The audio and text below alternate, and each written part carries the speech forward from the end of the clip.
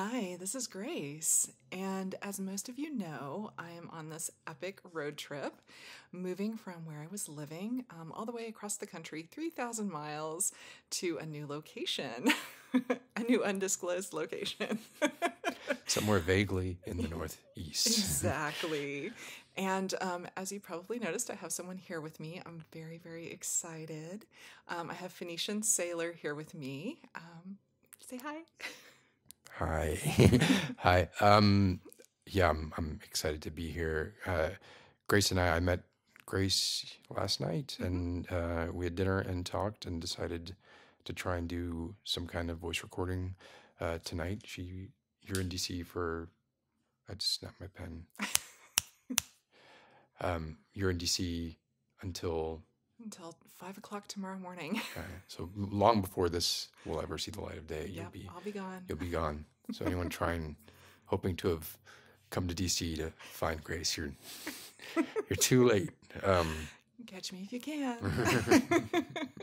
But we had I thought, a really interesting conversation over dinner last night, and seemed like you said, like it was more like the start of a conversation. Yeah, definitely. And why not record the rest of the conversation? Yeah. So, yeah, we're really excited to share the rest of our conversation with you guys. We had such a great time last night. We closed down the restaurant. They kicked us out. Yeah. So basically, everybody now is getting the punchline, but not the setup. Yeah. So hopefully, we'll have to give them some context. Yeah. But, yeah, we talked about so many interesting topics last night, and we were just sitting here. We've been sitting here talking for another 30 minutes, trying to decide what we wanted to talk about for you guys. So we are super excited to do this little recording, and neither one of us are sure quite how we're going to present this to our audiences. Mine might be my Wake Up with Grace podcast, or it could be for my patrons. And I'm not sure what you're going to be doing. Yeah, probably for patrons, I would think. And I don't know, I'm leaving it open, I guess. I don't whatever we mutually decide on, I think.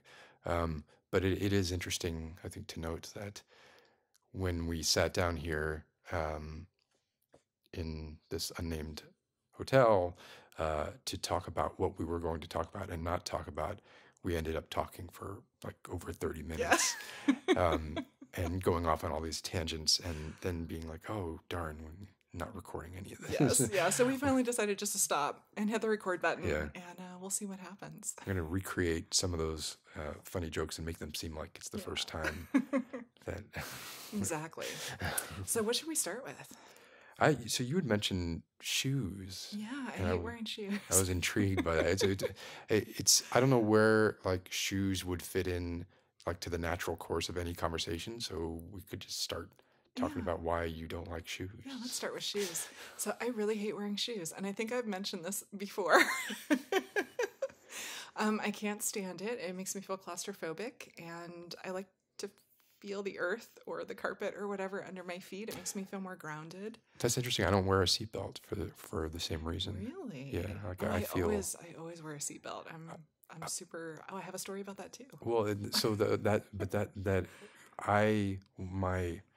my compromise, because my car won't let me not wear a seatbelt without annoying me with 6 beeps every 20 seconds. Oh, and I'm not guessing, like it is 6 beeps every 20 seconds. That's and I know annoying. That because it's happened so much. I will, strap the lap belt and then put the shoulder belt behind me. And I had somebody in the car see me do that and go, "Oh, were you a cop?" Right? Because I guess that's something that police officers will do so they can get out of the car really fast. They'll just fasten the seatbelt, but sit on top of it, which I didn't. Anyway, I'm not a cop, never been a cop. But anyway, I'm sorry. You played one on TV. I did. I've played various corrupt law enforcement officials, and that's redundant. I thought we were going to say politics till the last. That's right.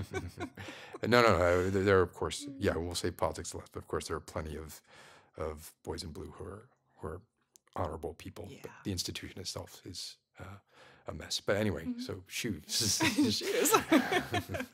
So until I think this stems from the fact that I was born in the Southwest and raised in a very warm climate, so it wasn't necessary for me to wear shoes.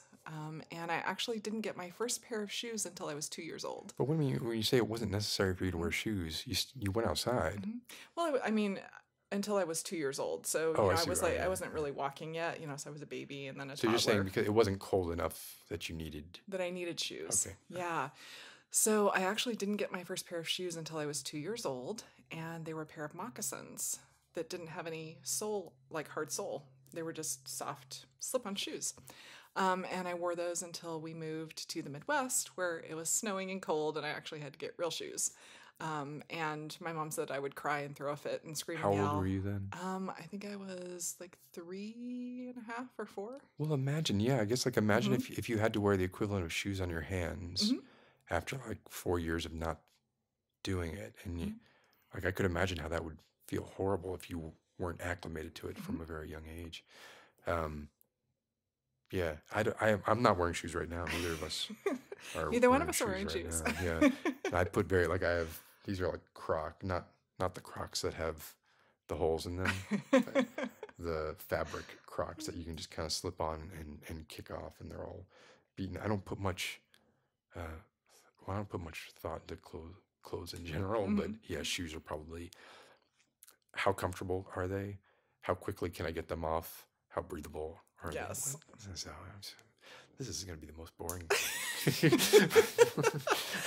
It's so hot and sexy. Is anybody still listening?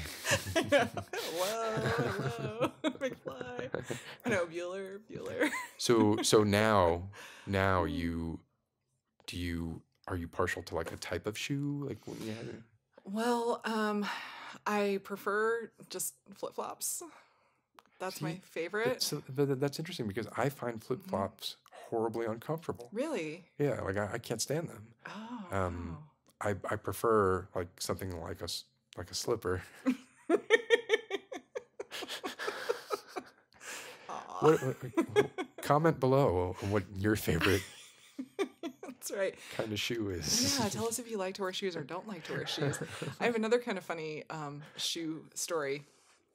So when I was a toddler, after we had moved to where it was cold, my mom started putting me in these like onesie pajama things that had feet Oh, yeah, in the them. footy And pajamas. yeah, or- exactly. And every morning she would come to get me out of bed, and the onesie would be across the room in the corner, and I would be laying in my bed, freezing to death, just wearing like my underwear. you hated the shoes so much that Mhm. you completely you Yeah, got rid I of would the take whole them off onesie. every night. See, my recollection of those footy pajamas is Mm-hmm. they were the greatest thing in the world because the bottom was like this slippery vinyl, Mhm.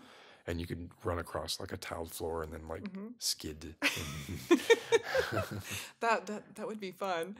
Yeah, but I did this like night after night after night, and I love my mom, but she's a little bit of a worrywart, and she was like, oh God, she's gonna get sick, and she's gonna freeze to death. So she finally figured out, she's like, I'm gonna do a little experiment. I'm gonna cut the feet out of them, and I'm gonna put it back on her and see what happens.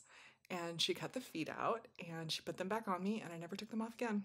That's I hate having my feet covered. well, there's being a father of two, I had a situation with my daughter that came about because of socks. Because socks were getting in the way of seeing my daughter's feet when she was like 2. She was in pain for like a few hours and could not express why and couldn't even express where or how. And we were trying to figure out what the issue was. Finally took off her sock. One of my ex-wife's hairs had wrapped around her toe and was cutting Oh, off my circulation to her goodness. toe. Mhm. And her toe was like blue. It was really Oh, like if we no. had not, and she, for some reason, she couldn't like indicate where she was just Right, crying. It's just too little. Yeah. And it probably hurt And too bad. and honestly, like babies, they cry and they cry for hours sometimes for Right. no reason at all. Right. So it's I think maybe advice for new parents, especially if you have long hair, check your kids' toes. Mhm. Oh my gosh, I would never think about that. Yeah, It's a public service announcement. Yep. Also ruined our vacuum cleaners. Long hairs just destroys things. Yeah, it does. It kind of does. Yeah, I had really long hair. My hair was like down to here before I My left hair on the was- trip. My hair was down to my belt when I Was was it a really? teenager. Yeah. Oh my I gosh. was a metalhead. It was repulsive. I'm sorry. Go ahead. No, but I was just to say, yeah, it's amazing. Like it's everywhere. Like you wake up in the morning, it's in the bed, it's like down the shower drain, Well, it's everywhere. It's terrible. For me, I would wash my hair and go to bed, and I'd wake up and it'd still be wet, Mhm. unless I spent like an hour or Mhm. half an hour drying Yeah. it. I remember, and I never had the patience to do that, so I would just take a shower and then go to bed, and I'd wake up and my hair would still be Mhm. wet. And it was, Yeah. and I was born and raised in Miami, and I remember at this time, so I had really long straight hair, and I had a beard. Mhm. And sometimes when I would be like on 8th Street in the bodegas or whatever, sometimes I would hear people go like, Jesucristo, Jesucristo, because apparently I looked a little bit like Jesus Christ. Wow. But yeah, I look back on pictures from that time and I think, oh, that was unfortunate. That so think easily solved. We all have old photos like that. Yeah. Yeah. My mom really likes perms. Really? And so, yeah, she would give me perms all the time. And there was one year. Oh, I would love to see a picture of you with the perm. Yeah, it's pretty. It's Is pretty it like interesting. a Oh, it was like a Baltimore full on kind like of- white fro. Oh man. It was. And then one year, my mom was sick, and she'd just given me a perm, and she told my dad. This is before my dad died. She told my dad, she's like, "Now her school pictures are tomorrow, so you make sure that you comb out her hair before you send her to school to get her picture done." She goes, "Otherwise, it's gonna be like crazy." He didn't. Yeah, no, I knew where this was going. Yeah, he didn't. So he just sent me to school, and everybody called me Annie for like the next 6 months. Annie from the musical. Yeah, because it was so curly and tight. And of course, I had glasses. I was a little nerd. And But see, that sounds endearing to me. That Mhm. sounds. Yeah. You have to show me. You have to send me a picture. yeah, I'm gonna have to find that one. That should be but yeah, if we have a hilarious. thumbnail for this video, it should be Mhm. you with a perm from when you're 6 or Yeah. something. It's so funny though. It really was like it was just so tight against my head. And of course, my mom got the pictures back. And of course, my dad was like, "Oh yeah, it was fine, it was fine." And then we got the pictures back, and my mom was like, "Oh my god, how can you let her go to school like that?" But your mom got you the perm, She did. Yeah, she did. so Yeah, my mom loves her perms. She still gives herself one all the time. She's really into them. As I can remember when I was a kid, I didn't know what they were, but when I was very little, I would obviously you go into your parents' rooms and you look around for stuff. Mhm. And I guess my mom had like a set of rollers, right? Mhm. To me, they were bowling pins. I remember like just taking them and always like setting them up and then rolling a golf ball Mhm. or a tennis Yeah. ball towards them. And I had no idea what they were actually used for. Mhm. But yeah, they were curlers, I guess. Is Yeah. that still a thing? Like, do they still have like the sets of like? Yeah, I think they do. Like my mom's best friend was a hairdresser for years, and she's retired now. But yeah, like her and her girls, they have like the full, like the hot curler sets. Do you remember those? They sit on the counter and you like burn the shit out of yourself. I remember getting burned. Yeah. I do remember getting burned from a girlfriend's Mhm. curler, but that was like the one with the The clamp. curling iron. Yeah, I guess it's a curling iron, yeah. yeah, So I yeah, don't- they have those and just like all this stuff. It destroys your hair. I Yeah. mean, the perms and the heat and just all of that stuff just destroys your hair. Yeah. So I'm like very, very much a minimalist when it comes to personal care products. First of all, I'm really careful about what I use. I make sure they don't have any sulfates in them, and they're animal based and not animal based. They're not animal There's based. nothing like a lard based shampoo. At least my hair's so thick and luxurious. No, they're plant based, meaning they don't have any animal products or any animal testing. And I try to make sure they're just as natural as possible. because yeah, you just destroy. And you know, the other thing I don't think people realize, and this is me getting off on my soapbox Well, tangent. this is maybe a good segue into talking about that stuff. We've been going. Yeah, yeah, it might be. So you know, I think one of the things that people don't realize, especially women, is that all of these products that we put on our skin and in our hair, they go straight into our bloodstream. And so whatever is in those products goes right into your bloodstream. And then, you know, your organs have to filter it out. And it's kind of interesting. And this is not, let me just make a disclaimer here. This is not substantiated by, you know, any, I don't have sources to back this up. Let's just say that. But, you know, it's kind of interesting that as our environment has gotten more toxic and as we've gotten more and more of these products into our bodies, the infertility rates are rising accordingly. So I do know that infertility rates are rising. Yeah, and so Yeah. it is interesting to know what the correlation there might be. Right. I don't want Johnson and Johnson coming after me. Correct. So I think So there's potentially, you know, correlation doesn't equal causation. right. Right. So let's just kind of put that out there. It's probably it's multi-factored, right? There's Well, yeah, probably because there are a lot more environmental toxins as Yeah. well, you know, in our water, in our food, in the air, you know, so it's just our environment's just becoming more and more toxic in a lot of different ways. And I think personal care products, especially for women, because a lot of these makeups, they've tested them and they actually have really high levels of lead in them, including, it's not just the cheap brands. that's not good for you. No, not at all.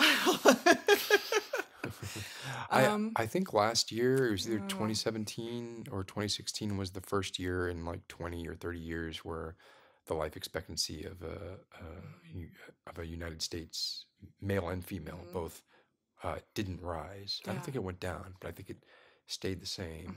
And I'm talking a little bit out of my ass here because I don't have the figures, but I remember seeing that. So, and I mean, it's not surprising. Obviously, there's diminishing returns.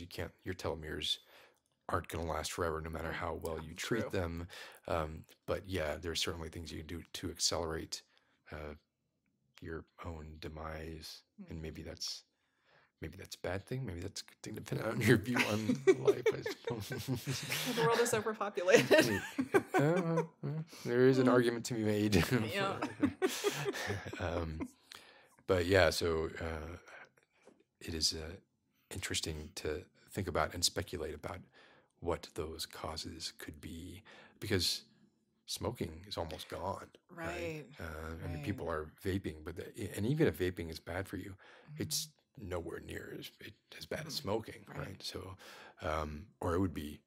I mean, I say that again, and I'm not sure of that, but I would be shocked if that were the case. And so there are like life habits that have changed that you would think would keep adding up to, you know, decreasing cancer rates and more longevity, but it's not happening. So why, you know? Right. And then we have to start looking at. So you're a vegan, right? I am, yes. How long for did- 12 years now. Yeah, yeah.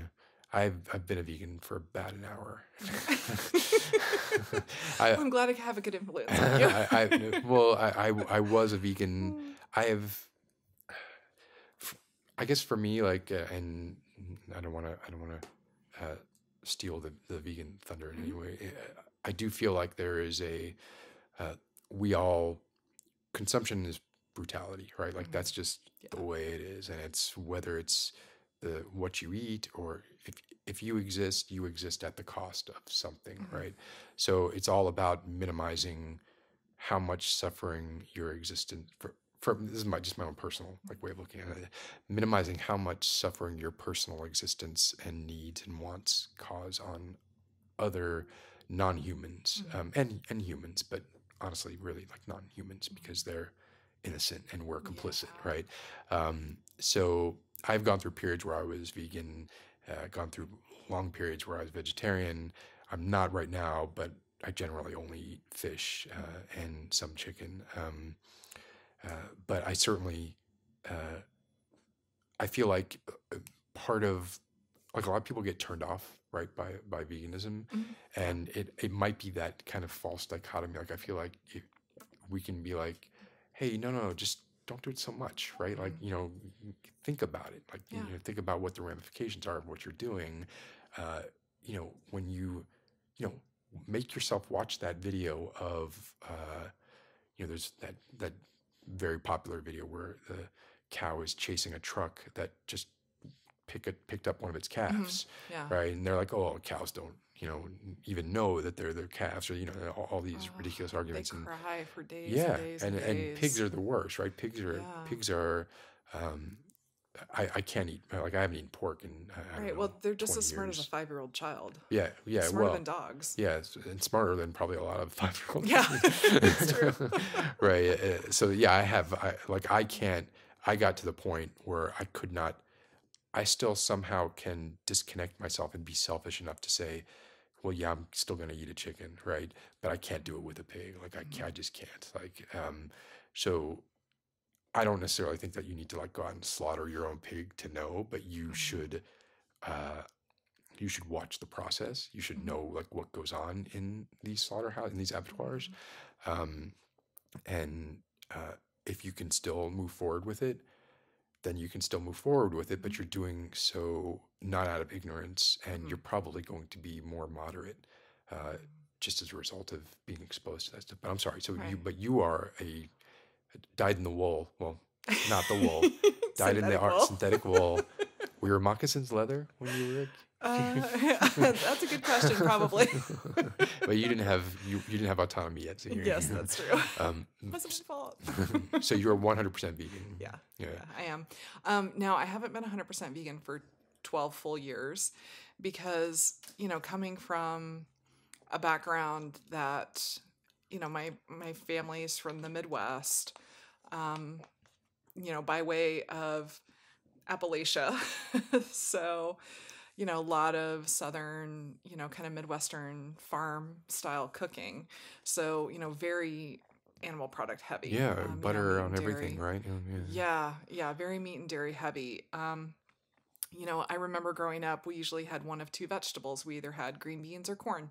Yep. Those were the vegetables. Yep. And in the summer we'd have some fruit that we'd grow ourselves, like cantaloupes or, whatever. But yeah, that we didn't have a lot of variety in our diet. And that was But one wait, of the did you live Mhm. on a farm? Did you? I didn't live on a farm. My grandparents had a farm. So I would go spend a lot of the summers with them.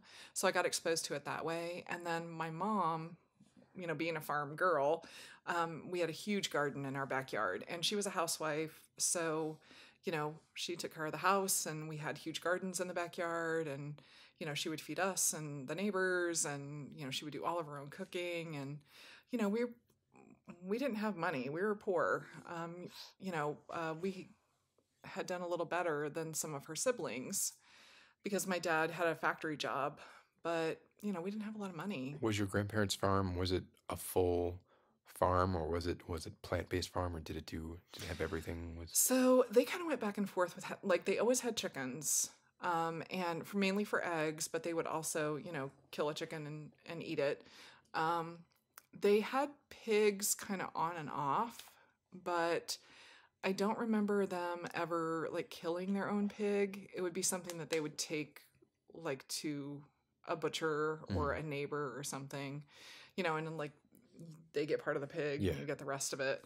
Um, I don't remember them ever really having cows. They had horses, donkeys, um, and then a They had huge, donkeys. huge garden. Yeah. So my grandpa was a really interesting character.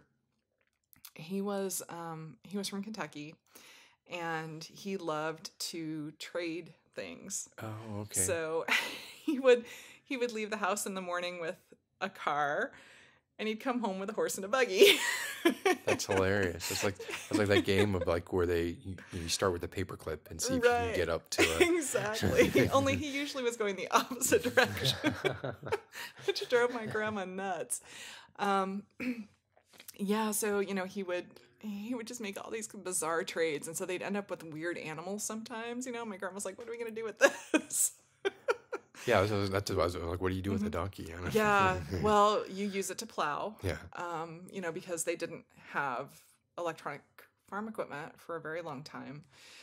So you could use it to plow, you could ride it, you could use it to pull a buggy.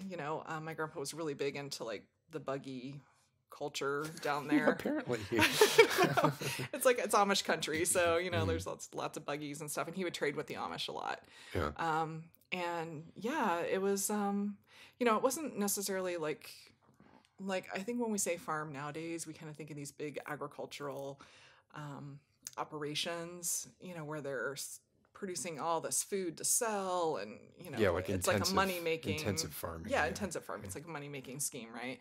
For them, it was just survival. Survival for them and their family and their neighbors, and they kind of did what they had to do. They weren't making any money at it, that's for sure. Did that, well, so did that affect so you were exposed to the slaughter of animals, you were exposed to that kind of stuff Yeah, early on, I imagine. um, I actually, I kind of was a baby vegan for a while.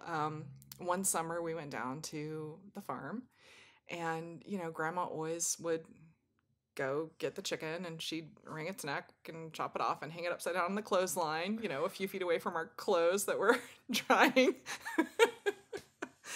And we would have chicken, and I used to love fried chicken, right? But I didn't really understand where it came. I mean, I knew where it came from, but I didn't really get it. I'm imagining that. I'm imagining your clothes like having like little spots of blood on them. Like, So gross. It's just so nasty. Yeah, I think about it now, and I'm just like, oh. But she decided one summer that it was time for me to learn how to properly kill and dress a chicken, because Oh, that was an important skill for a future wife. Because I grew up in a very, very conservative religious family, religious community environment, and my job was to get married and have children and take care of my home and my family. It wasn't to get an education or to work. hmm. That was something that you know the wrong kind of women did. Wow. And so my grandma wanted me to be a good wife. And so this is something a wife needs to know how to do. You need to know how to properly kill and dress a chicken and make dinner for your family. So you did So that? I was probably like 11 or 12 or something. And she, we went out to the chicken house, and she just grabbed the chicken up. There's a certain way you got to grab them, so they don't scratch you or get Yeah, away. yeah. And, we took it to where we were going, and she had a certain way that she would break its neck because it had to be quick. Right. She didn't want them to suffer. Right. And it's really interesting, and I'll kind of do a little tangent here. It's really interesting because when you talk to a lot of people who, do make their own food, they don't want the animals to suffer. Like, they don't want to hurt anything. They're not being malicious when they're doing this. It's out of necessity. And they really don't see animals as sentient beings or anything other than commodities. A way, or even partners, actually. I think partners is a better word. They provide, we provide them with something, they provide us with something, and there's a fair exchange there. And then, we need to use them. That's what they're there for. So there was nothing malicious about it, and she actively went out of her way to try to make sure that they didn't suffer. And she would never be cruel to anything. I mean, Right. And if she saw us being mean to a dog or a cat, we would get the switch. I mean, Right. we'd get whipped. So, yeah. And that's part of what's missing from intensive farming, right? Is you have it's like, if a sow is sick, it's like just dragged out and Yeah. scream. I mean, it is there's no room for compassion in a volume business, Right. which is what these intensive farming solutions are. Yeah. So yeah, I mean, I don't know if I had. So I was born, like I said, born and raised in Miami. So we did a lot of fishing. So we did a lot of cleaning and scaling my own fish, but a chicken is less abstracted than a fish, obviously, right? And then a pig is less abstracted than that. Yeah. And I don't know where you go from there, right? Like a dog, maybe, right? It would be the most difficult thing for the well-adjusted human to kill in order to eat, right? Well, yeah, because I think that's the line that we've drawn in the sand in our culture, Which is where arbitrary, right? it's totally arbitrary, because if you go to other countries, that's considered a food animal. Right. Yeah. So, that's kind of the line in the sand that culturally we've drawn between food animals and pets. And I think that's where people's attitude shifts a little. And they can't really see that animal as food anymore. Right. The perception of it changes. Yeah, and there's a lot of hypocrisy around that, like Purina, right? They have they have this thing called the Animal Hall of Fame, where they like very, very publicly will have this ad campaign focused on rescue animals, right? Like typically dogs, right? And yet they are one of the sort of worst when it comes to the inhumane treatment of the animals that get put into their food products, right? Yeah. So then they have, and that's just sort of illustrative of their hypocrisy. Is like they're saying, okay, well, these animals are heroes, but these other animals over here, Right. We treat them. Well, yeah, and I mean, speaking of pet food, it's like the dregs of the dregs of the Right. dregs Yeah. of what's left over from the processing, along with some really other toxic, disgusting things. So if you've ever researched what's actually in pet food, it's really vile. I haven't. Yeah, it is. I believe it. Okay, so back to my chicken story. Because I know everyone's on the edge of their seat. Did she do it? So, my grandma didn't want the animal to suffer, so she broke its neck, and then she chopped its head off, and then you let them run around for a little while, because their the sympathetic nervous system is still active. Yeah. So the body will run Right. around after you cut the head off. And then you hang it upside down on the clothesline because you want to get all the blood out of it. Right. Otherwise the meat goes bad. And then once all the blood's drained out, then that was my turn. So I had to go get it off the clothesline, and avoid the clothes. Yeah. And I had to bring it in to the kitchen sink, and you dunk it into a vat of boiling water, because that opens the pores, which loosens the feathers. Oh.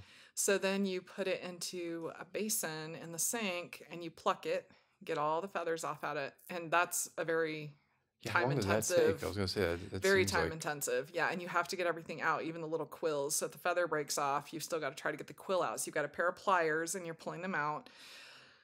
And then once all that's done, then you dress it.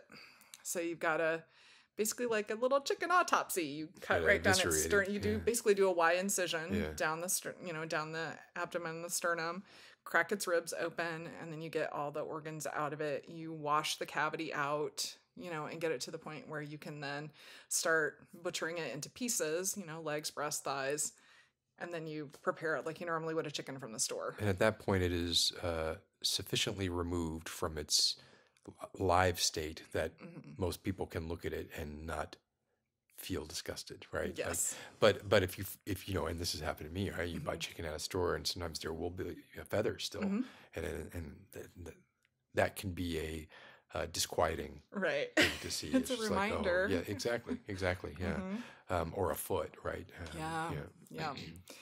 Yeah. So actually, what happened to me at that point, when I had done all of that, first of all, I was like ready to puke almost the whole time. I was just freaking out. And then I pretty much decided that I could never eat chicken on the bone ever again. So from that point forward, the only kind of chicken I would ever eat was chicken breast. That was it. I could never eat chicken on the bone again. And yeah, that was like for basically the rest of my life until I was vegan. I never ate that, like And chicken, then like that what again. was it that took you that one step further to veganism? Yeah, so I actually got injured. It was for health reasons. Um, I in 2007, like summer of 2007, I was at the park with some friends, and I squatted down to help lift up a table. There's people out in the hallway. Yeah, wait a second. You might also occasionally hear the metro go by because we're right Yeah. off the metro. It actually went by a little Did it? bit ago. Yeah. Oh, funny. It's just ambiance. Just Yeah. close your eyes and enjoy it. Yeah. So I stood up and I heard my knee go, and it felt like my entire knee just shifted all the way to the right. And I Oh screamed at my the top of God. my lungs and I fell over. I like literally went, ah! I'm still holding onto the table. Oh my God. And all my friends are like, what just happened?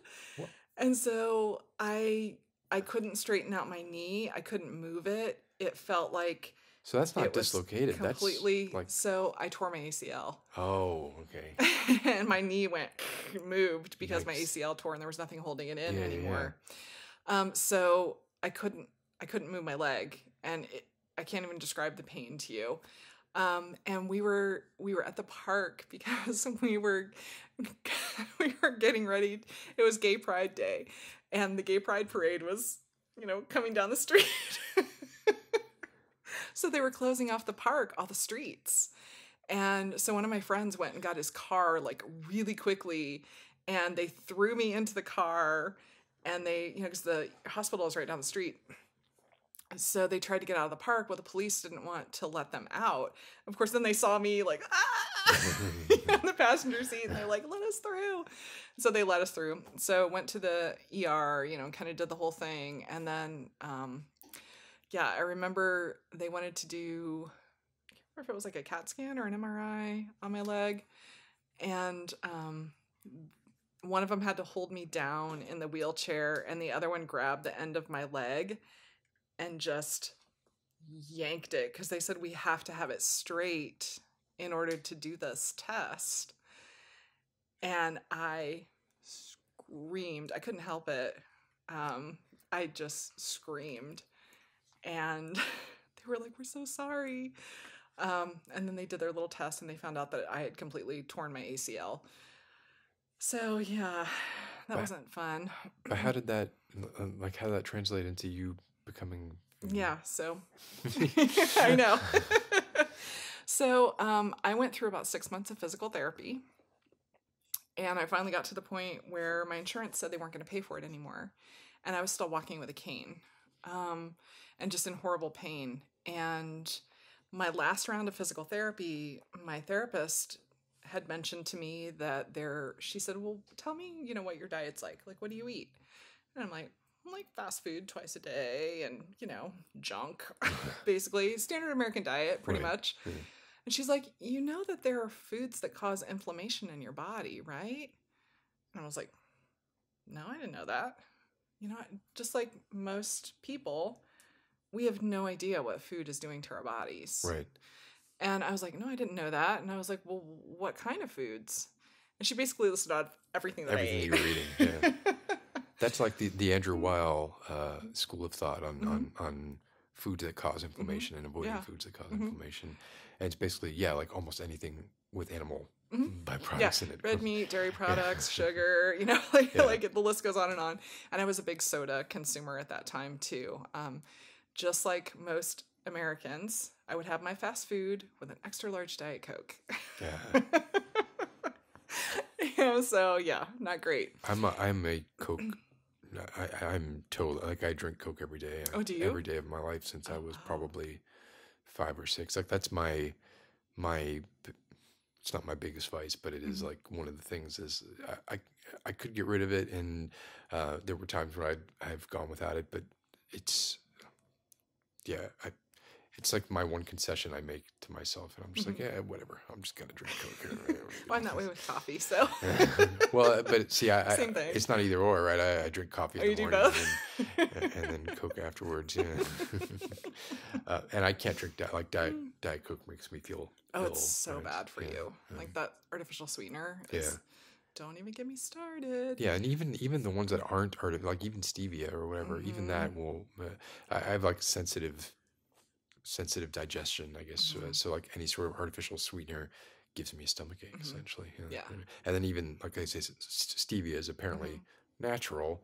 It still doesn't matter. It still does the same thing. Yeah. Well, there's an interesting documentary. I think it's called The Sweet Truth. And it tells the story of how NutraSweet actually came to the market and got approved by the FDA. And also gives a lot of information about artificial sweeteners in general, the testing that's been done on them, and the fact that they pretty much in all the trials gave all the rats cancer. It's really interesting. So yeah, I don't know if I want to see that. But I mean, actually, I don't use artificial sweeteners, right? But that's what. Yeah. So it's better if you're going to have soda, have regular soda. Yeah, for me, it's going to be diabetes. I think don't eventually. Don't. And diabetes isn't caused by sugar; it's caused by fat in your diet. So. Oh wait, no. Go off on another tangent on that. Well, so that's news to me, right? Yeah. Sugar isn't what causes diabetes.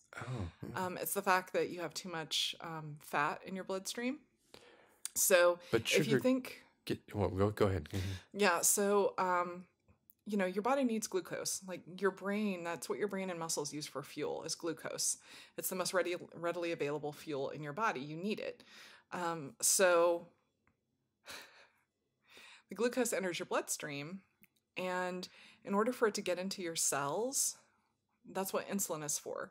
So the insulin gets released, and there are insulin receptors on your cell. So think of your cell wall as a door. Yeah, I was a biology major. Yeah, so the insulin receptor is the keyhole, and the insulin is the key.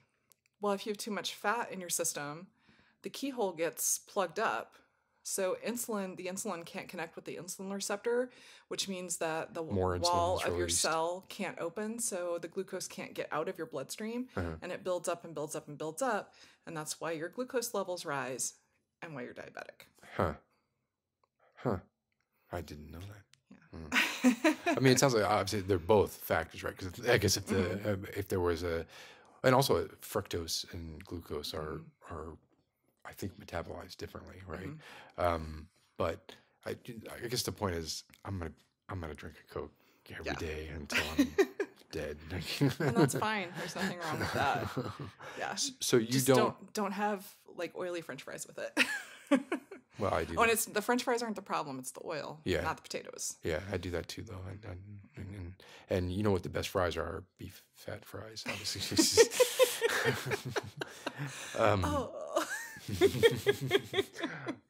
So, but I mean, how I became vegan. I totally got off on a tangent. Yeah. So yeah, I'm a really curious person, and I wanted to fix this, and up to that point, I'd been doing everything that they'd been telling me to do, and it wasn't fixing it. So she finally gave me, something else to look into, something else to try. And I was like, well, if I need to change my diet to reduce the inflammation in my body, then I'm going to do that. Like, I can't walk, I have to do something. I'm not willing to live this way. So I started researching red meat and inflammation on the internet. Right. And then, one thing led to another down the rabbit hole of the internet. And eventually, I found all those videos, about the factory farming and all that. And, I found all the vegan websites, and I found like Dr. Neil Bernard and Colin T. Campbell, Dr. Esselstyn, kind of all those people. And yeah, I educated myself. And I became an informed consumer. And I realized what I was putting into my body, and I realized what the problem was. And so I basically said, okay, I'm going to go vegan. Yeah. How hard was that? Which ended up being much harder than I had anticipated. Because, food is more than food. Yeah. Food is family, tradition. It has emotional connotations. Um, we use it for things other than fuel, Right. like Absolutely. comfort. Yeah. You know, there's so much more to food than just something that gives us energy and keeps us moving. Mhm. And until you deal with all those things, it's going to be very difficult to change your diet in that kind of drastic way. So I spent the next couple of years dealing with those things and, you know, doing the best that I could, not being 100% perfect, sometimes going off of it for a couple of months at a time and then going back to it, because the more you get off, each time you go back, it hits you harder and harder. You know, it hits your system harder. You know, your digestion's all screwed up. And I had a lot of other problems that I didn't even realize were issues until I stopped eating animal products. Like the fact that I had constant ongoing sinus infections and bronchitis.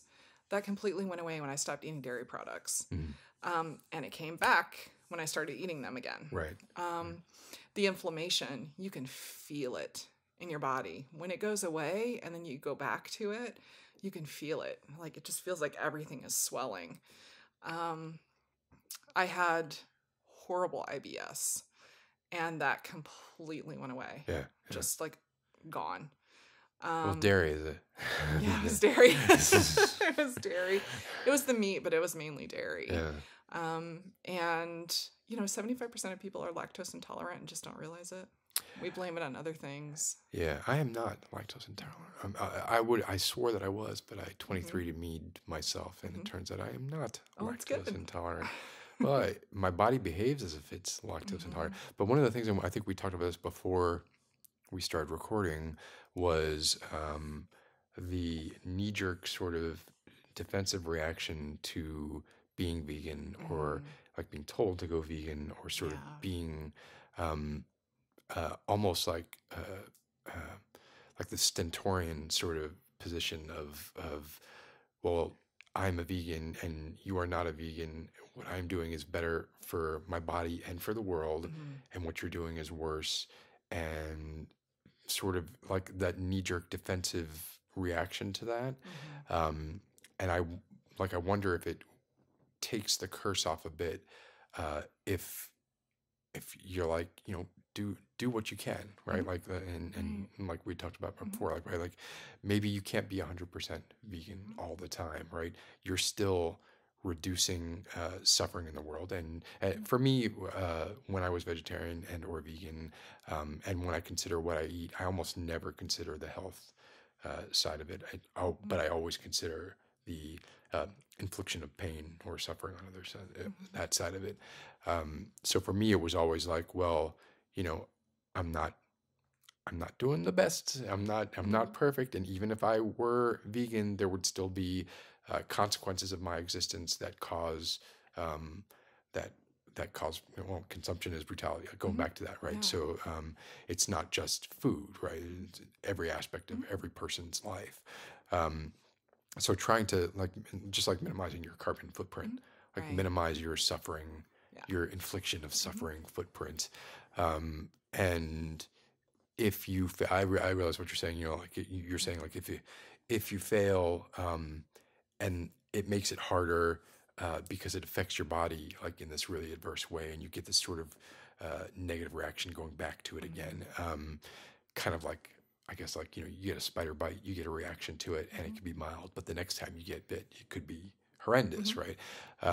So I guess for me, it's always been like sort of I vacillate, and there are times when I always feel guilty about it, like no matter what, even if I'm being, even during the years where I've been as perfect as I could be, which I don't know how perfect that was, because for me it never, well, I guess, so there was a period where I lived on a commune for a few years, and I've talked about this a bunch before, so I don't want to go too much into it, but you know, we grew our own food, or we dumpster dived, or we went to places that were throwing things out. And again, the idea was not like we never want to put animal byproducts in our bodies. It was, we never want to add to the demand for animal products. So, when Dunkin' Donuts would throw out their donuts at the end of the day, even if they weren't vegan, we were fine eating them, Right. right? Yeah, because otherwise it's just Right. wasted. Yeah, otherwise, they Yeah. literally did go into the dumpster. And in Right. fact, in a lot of cases, they weren't allowed. Literally, like we would be in the alley between the back doors of these places Mm-hmm. and the dumpsters, and they were not allowed to hand us the food.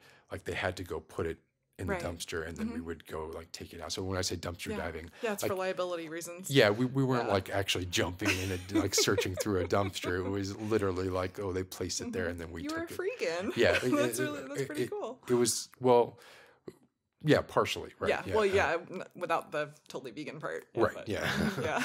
yeah.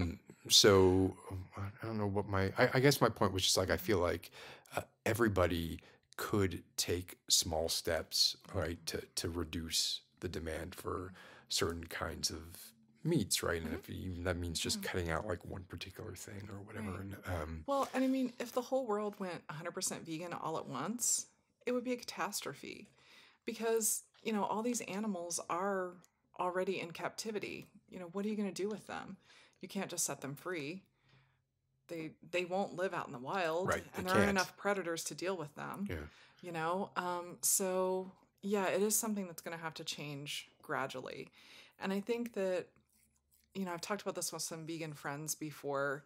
I think that the vegan community, or kind of the public vegan community, can be part of the problem at times, because, it can get a bit self-righteous, and it can get a bit, us versus them. And at times it does present kind of this, I want to say the word monotone. That's probably not the word that I'm looking for. Sort of this, just, there's only one type of vegan, Right, You've yeah. got to be You're in or you're out. super liberal, and Yeah. you're a hippie, and you're, like this, that, and the other, right? And It's the archetype of the exactly, of the- yeah, that's, yes, the archetype, yeah, which is completely not true. yeah. You can be a suburban housewife in Iowa, going to church and, taking care of your kids, and do meatless Mondays. There are little things that you can do, take one thing out and replace it with something else. And I think that's the other thing too. Taking out sometimes isn't always the way to do it. Try putting more things in. Try having more vegetables, more fruit, and then slowly, And just sort of naturally, yeah, let the like other stuff, bulk-wise. yeah, well, just let the other stuff kind of, also fade just away. for people who like maybe tried to be vegan 20 years ago, and couldn't do it, as somebody who that was me.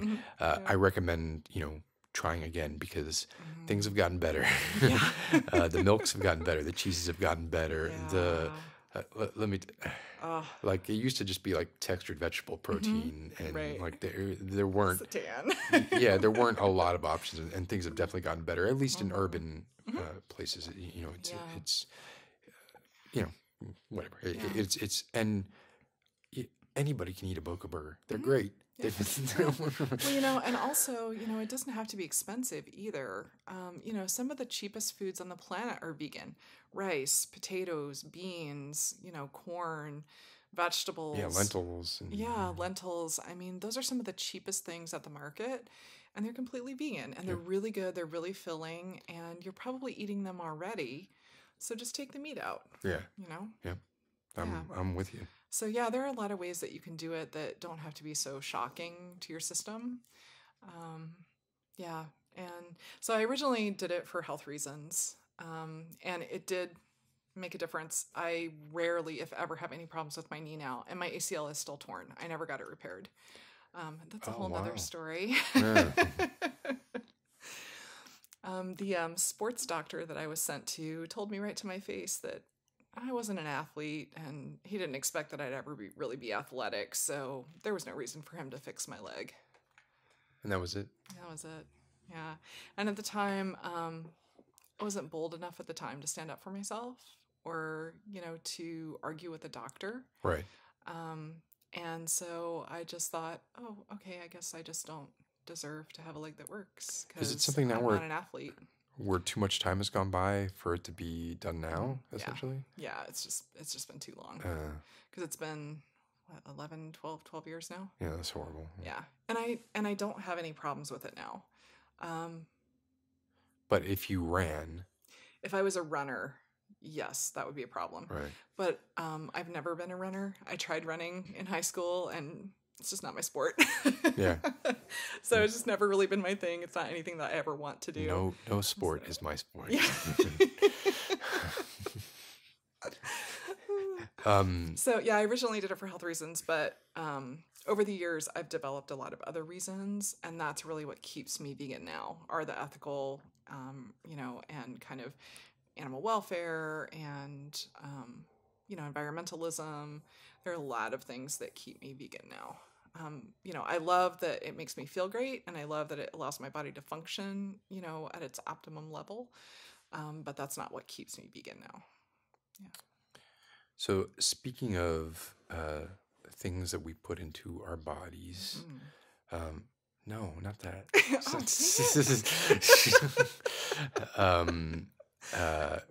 I thought we could maybe talk on the subject of drugs, Yeah. pharmaceuticals, Yeah, let's big do that. pharma versus little pharma versus homegrown edible pharma.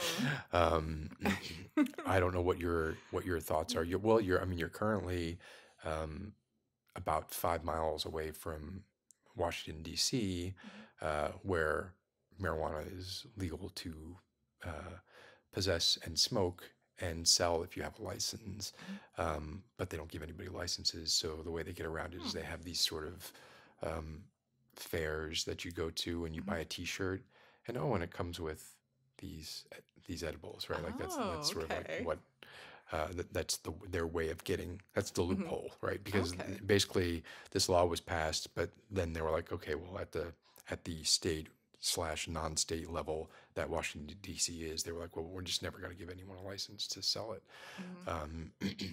But it's technically not illegal to have, and it's not illegal to smoke. Talking about pot, of course. I guess pot is that's not really a word people use weed anymore. Right? That's what I always call it. I'm dating myself, I think. But I'm curious what your thoughts are on it, and other drugs too, right? Like yeah. So I have a really strong opinion about marijuana. I think it should absolutely 100% be legal for not only for medicinal purposes but also for recreational purposes. I think that we should tax the crap out of it. Well, not literally tax crap out of it, but it should be a taxable good, just like cigarettes or alcohol. It is for adults. Except in medicinal cases, because I know there have been a lot of cases with kids with seizures where the type of cannabis that's very low in THC can really help their seizures, or almost completely eliminate them. And I think it's the oil, CBD oil. Yeah, the CBD oil that does it. So obviously it should be available to everyone in a medicinal form, but for recreational use, it should be for adults. We can decide whatever arbitrary age limit we would like to set for that. It could be analogous to alcohol at 21. We could do it at 18, whatever. That's kind of how I feel about it, because it's not addictive. Nobody's going to overdose on it. It doesn't make people. I think it's a much better alternative to alcohol. That's my. Alcohol makes people mean, and there's a huge hypocrisy with if people are okay with alcohol but not okay with marijuana. There is literally not one aspect of marijuana that is worse than alcohol. It's worse for your body. It's worse for your demeanor. It's like everything about it is more damaging, and more damaging to you and more damaging to the people around you. So I'm not sure. That's one of the things that obviously it's the same thing with like cigarettes, right? I mean, there's just there are so many lobbyists and there's so much money being made that in order for that ship to turn around, there's a lot of stuff that has to happen below deck before. Right. Well, and it's a competitive product. Yeah. To alcohol. Yes. Yeah. And cigarettes. Right. Yep. So of course they're not going to want it to be around. And yeah, and I mean, it would be a lot safer if people could get it legally, because right now sometimes you don't know what you're getting, and you don't know if it's mixed or Oh cut with yeah, something. and there was that it was in Philly, or I'm not sure if it was Philly or New York, and maybe 6 months ago, where people were dying from smoking this Yeah. tainted marijuana, but it was tainted with I don't know what it was tainted with, but the Yeah, I point can't was, remember. yes, exactly. If you're Hmm. not buying from someone who is licensed, or a pharmacy, then you don't know what Hmm. you're getting, or what Right. it's been sprayed with, right? Like Yeah. when I was younger, like the thing was, oh, they spray it with a Raid. Like Hmm. that was, I don't know why, if that was a rumor or Oh if my that was like a gosh. thing, or but apparently the thing was, yeah, they sprayed marijuana with Raid. Oh, wow. So I remember that being like one of the scare tactics Hmm. back then, kind of like razors and apples Right. around Halloween. Um, but that's good to hear. I mean, I guess I kind of figured that might be your your Hmm. your take on it. Um, but that's good to hear. Yeah. Now, as far as other drugs go, so I will kind of disclaim that I smoked a lot of pot in my life. Not in probably like the last 10 years, but prior to that, high school and 20s, and I did. And yeah, it never did me any harm, that's for Yeah. sure. And I only remember having good times when I was doing it, and it was with friends, and we were usually at home, and we were laughing our asses off, and you know snacking, and that was the end of it. I was always, I've talking about scare tactics. So, I think we both grew up in the era of, Just Say No, and, Nancy Reagan, and, Yes. Yeah. all of those like scare films that they would show us at school. Yeah. This is your brain. This is your brain on Yeah, drugs. exactly.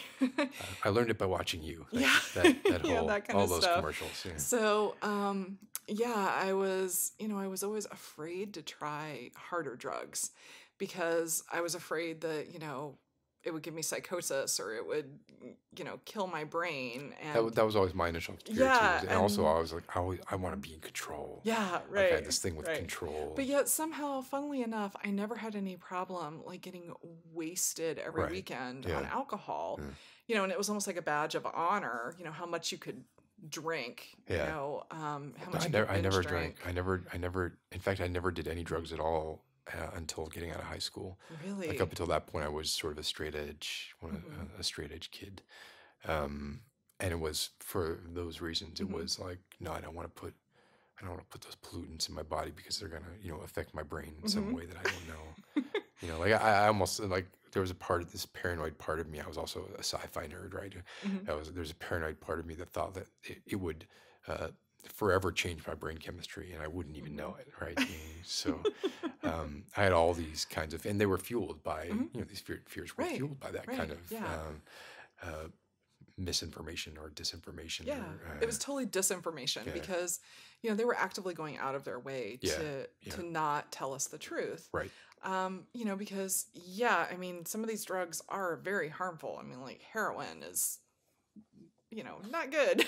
Well, um we can talk about that too. Okay, well, no, let's talk about that, because I don't have any personal experience with it, but from what I understand, it's highly addictive, and sometimes you can get addicted the first time you use it. Okay, maybe that's my propaganda speaking, and I Uh, don't even know it. yeah, I Um, mean, opioids are like another mhm, another area, like a whole nother mhm, ball. I guess it's a whole nother mhm, ball of wax, right? yeah, Um, and but there, and it's almost always like it's funny for a lot of these things. Like you see a lot of people talking about um, the opioid epidemic, mhm, right? And you have these pain doctors that are just sort of dispensing pain medications to anybody who walks in there and says that they have back pain.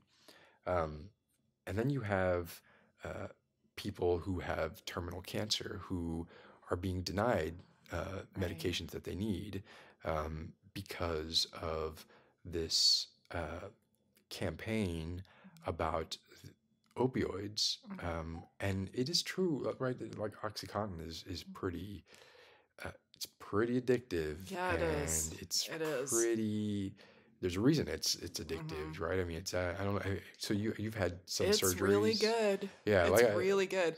The last time I had it was when I had my gallbladder taken out a couple years ago, and I enjoyed the heck out of those things. yeah, And I kept taking them until they were gone right, because I liked them. They were yeah. good. There are off-brand uses for them, Hmm. right? When I was after my so I had a straight edge period, and then I had a very wavy line period, where I would basically try anything that was not a stimulant. Like I never Mhm. liked anything that like I was already all I already felt like I need to slow down all the time. Mhm. I always felt anxious. I always felt on edge. So it was anything that would take that edge off was something that I was totally open to trying. Um, so I tried, yeah, I mean, I tried pretty much everything that wasn't a stimulant, anything that Mhm. wasn't, and even that, like I'm sure, you take ecstasy, half the time there's a stimulant in there, whether you know Mhm. it or not. Yeah. There's, you have this pill, and it's like got a Mhm. little dove imprinted on it, and this looks harmless, I just and say that's one thing I've always wanted to try, and I've just never had access to it, and never really been like, you know, never really had a safe space to do it in, yeah, because you have to have a safe yes. space for I that. was never Yeah. a going to a club ecstasy person. Hmm. And I didn't take ecstasy that much. Maybe a dozen times, Hmm. maybe 2 dozen times in my entire life, right? But it was always at a house with Hmm. friends, right? It Yeah. was never in an open, and it's true a lot of times. Like you didn't know, you would take it, and it would Hmm. be like, okay, we're gonna see how much of this was meth and how much of this Yeah. was Yeah. MDMA, and how, Yeah. like what was this adulterated with, right? And sometimes it was great, and sometimes it was horrible. And I Hmm. remember my first experience was one of those experiences that was, and I was still very young. I was still Hmm. maybe 20 years old, um, and it was one of those experiences that was like I took it on like a long Thanksgiving weekend, right? I took it like the night before Thanksgiving night, Hmm. um, and had just this fantastic experience. Was up all night with a bunch of friends, right? And had at Thanksgiving the next day, I just had that sort of these people don't love me, Oh my no. my family The doesn't love down. me. Those people last night, Right. those people loved me. That was what, uh, That's um, real love. yeah. Which of course, I mean, it's all. I mean, and it's easy to say, well, you were in an altered frame of mind, Mhm. and you were perceiving things differently, but maybe you were Mhm. perceiving things the right way. I mean, the Right. first time I took, Right. and I'm perfectly fine saying this, the first time I ever tried heroin, uh, the overwhelming feeling that I got Mhm. was not that this is an altered state of mind that I am in. It was, oh my gosh, I didn't realize that I was in pain, right? Like that Oh, was, really? yeah, it was more like oh, I feel relief. Like it was a Oh, feeling of a wow. relief. It was not a feeling of, um, I mean, obviously I did feel, high Hmm. in some way, but it Yeah. was mostly a feeling of, I did not realize I had that anchor on my back like all this time, Oh, right? And someone just took interesting. it off, right? Yeah. So yeah, that is obviously a very dangerous drug, and uh, I should probably caveat all this by saying Don't do that drugs, kids. yeah, don't do drugs. I was very young. I never shot heroin. I always, Yeah. when I did it, I would either smoke it or snort it.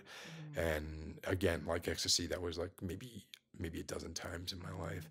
Um, but I never really felt, and other people felt differently. But Mhm. my feeling from it was like was really very much like a why why can't we feel like this all the time? Like, why do we Mhm. have to feel? And I think that probably came from like this depression that I had, this Mhm. undiagnosed depression that I had that I didn't Yeah. know, and it was sort of an off-label treatment Mhm. for that depression, right? Um, Oh, go ahead. oh no, yeah, but No, that's I had a pretty really much it. interesting thought right there Go, when go, you go. said kind of self-treatment. So,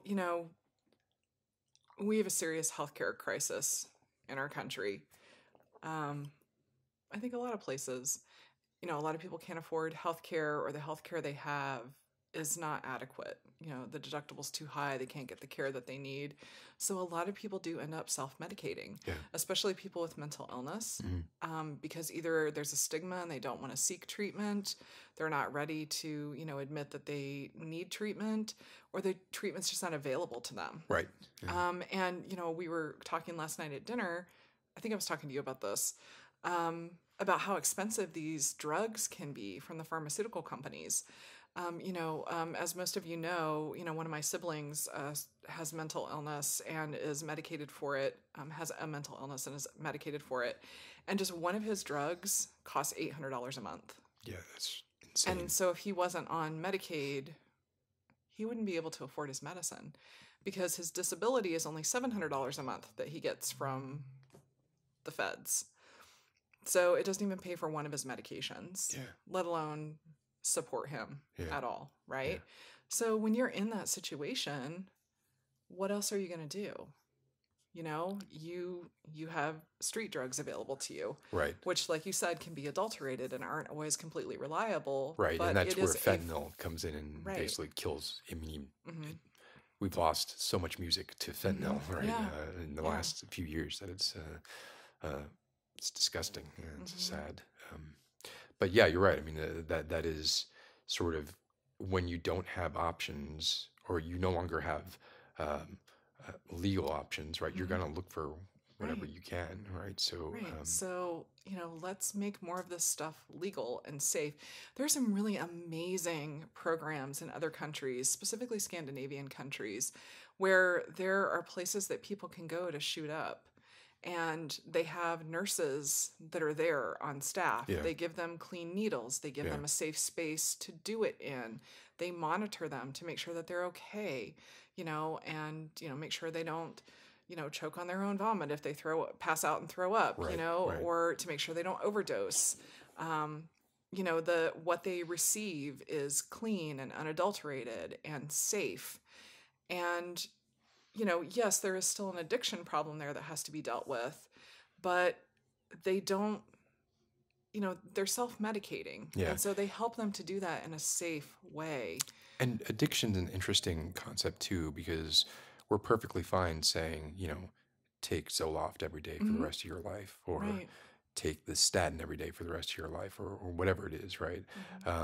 But then when it comes to oxycodone or whatever, they're like, no, this is not something that you can take every day for the rest of your life, right?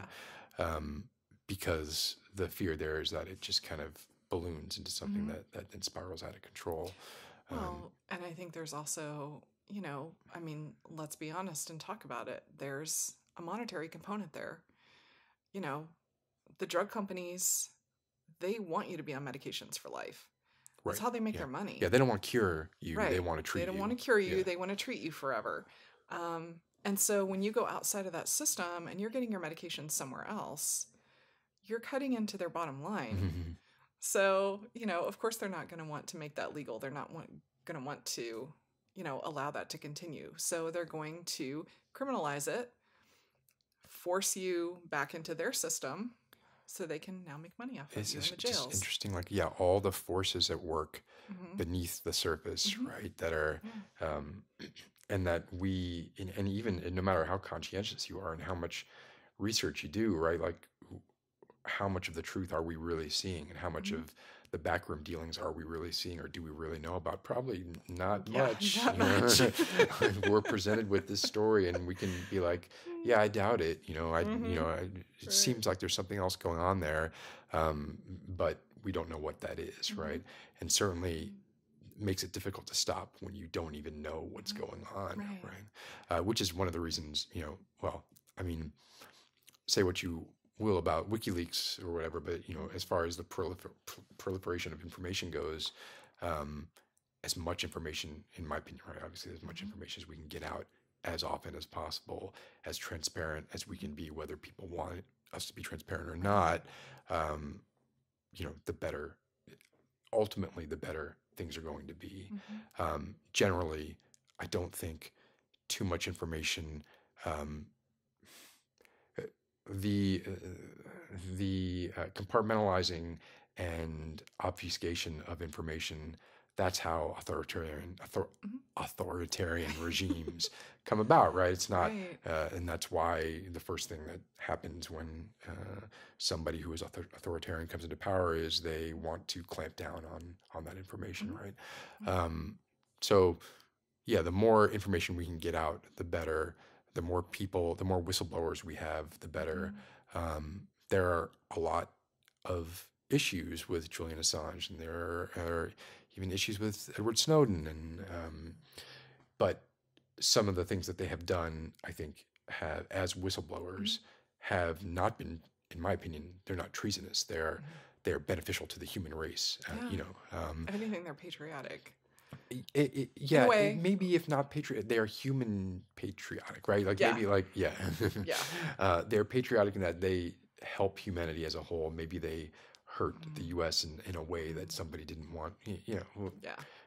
uh, now we're getting into We were politics. gonna save that for the Yeah. end. So let's okay. So drugs, we have that checked. I don't know if you had anything else you wanted to say about. No, no. I just think, well, I think the one thing that I do want to say is, both of us have experience with drugs in different ways.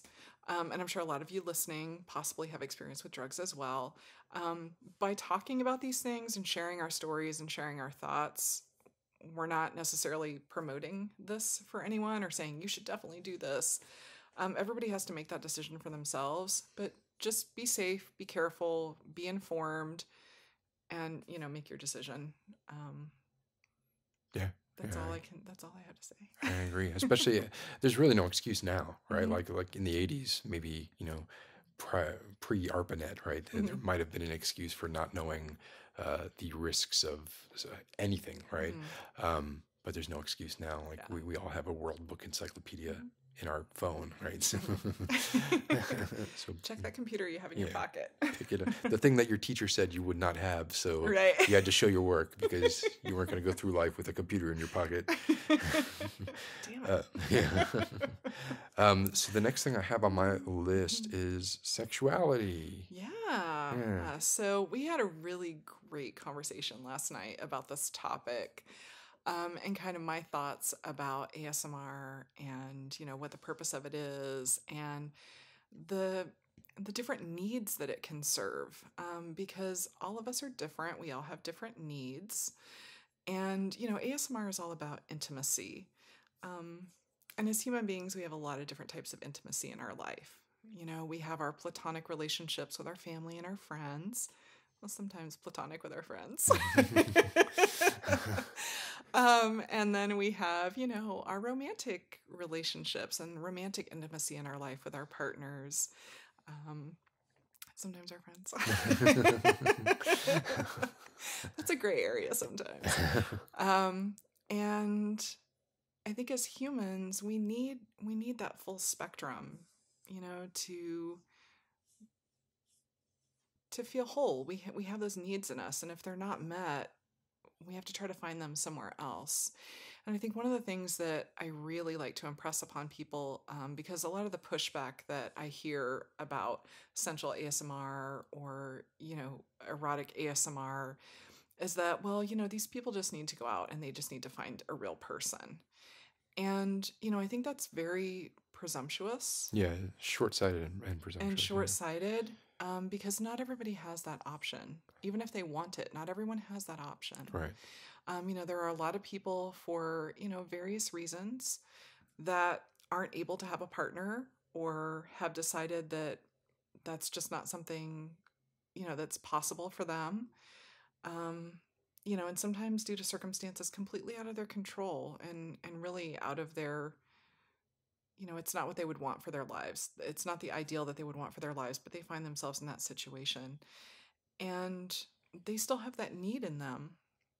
And they have to have it met somehow. Um, and I think that sensual ASMR and erotic ASMR can really meet that need in a way that pornography cannot. Because pornography is really about the physical experience. It's about bodies and physicality. It's not about intimacy and emotions. And we don't always want the physical act of sex from our romantic partner or in our romantic intimate relationships. Sometimes we just need to hear something nice. Sometimes we just need to cuddle. Sometimes we just need somebody in bed with us. And that's not about sex. That's about something different. It's about intimacy. And I think that sensual and erotic ASMR can provide that to people. Whether you're in a relationship and maybe just can't get that from your current partner and you still need it, or whether you're not in a relationship for whatever reason, voluntary or involuntary, permanent or temporary. It definitely serves a need that is out there.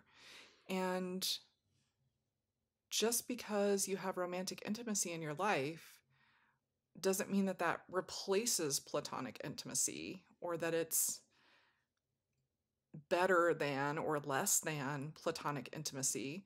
I have a relationship with my family, and, at times I've had a relationship with a partner. Those coexist in my life equally, and they're equally important to me, and I can't imagine giving either one of them up. So there's no reason why we can't have the full spectrum within ASMR, because that really would reflect our real human experiences in life. And I just think that it's really important. It's really important. And I think it's so presumptuous and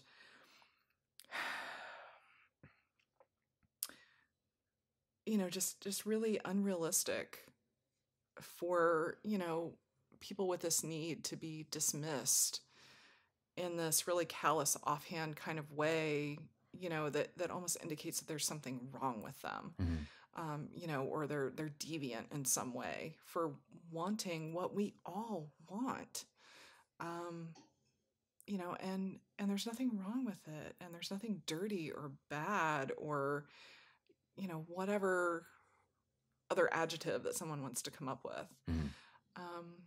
Pejorative adjective, right? Yes. Yeah.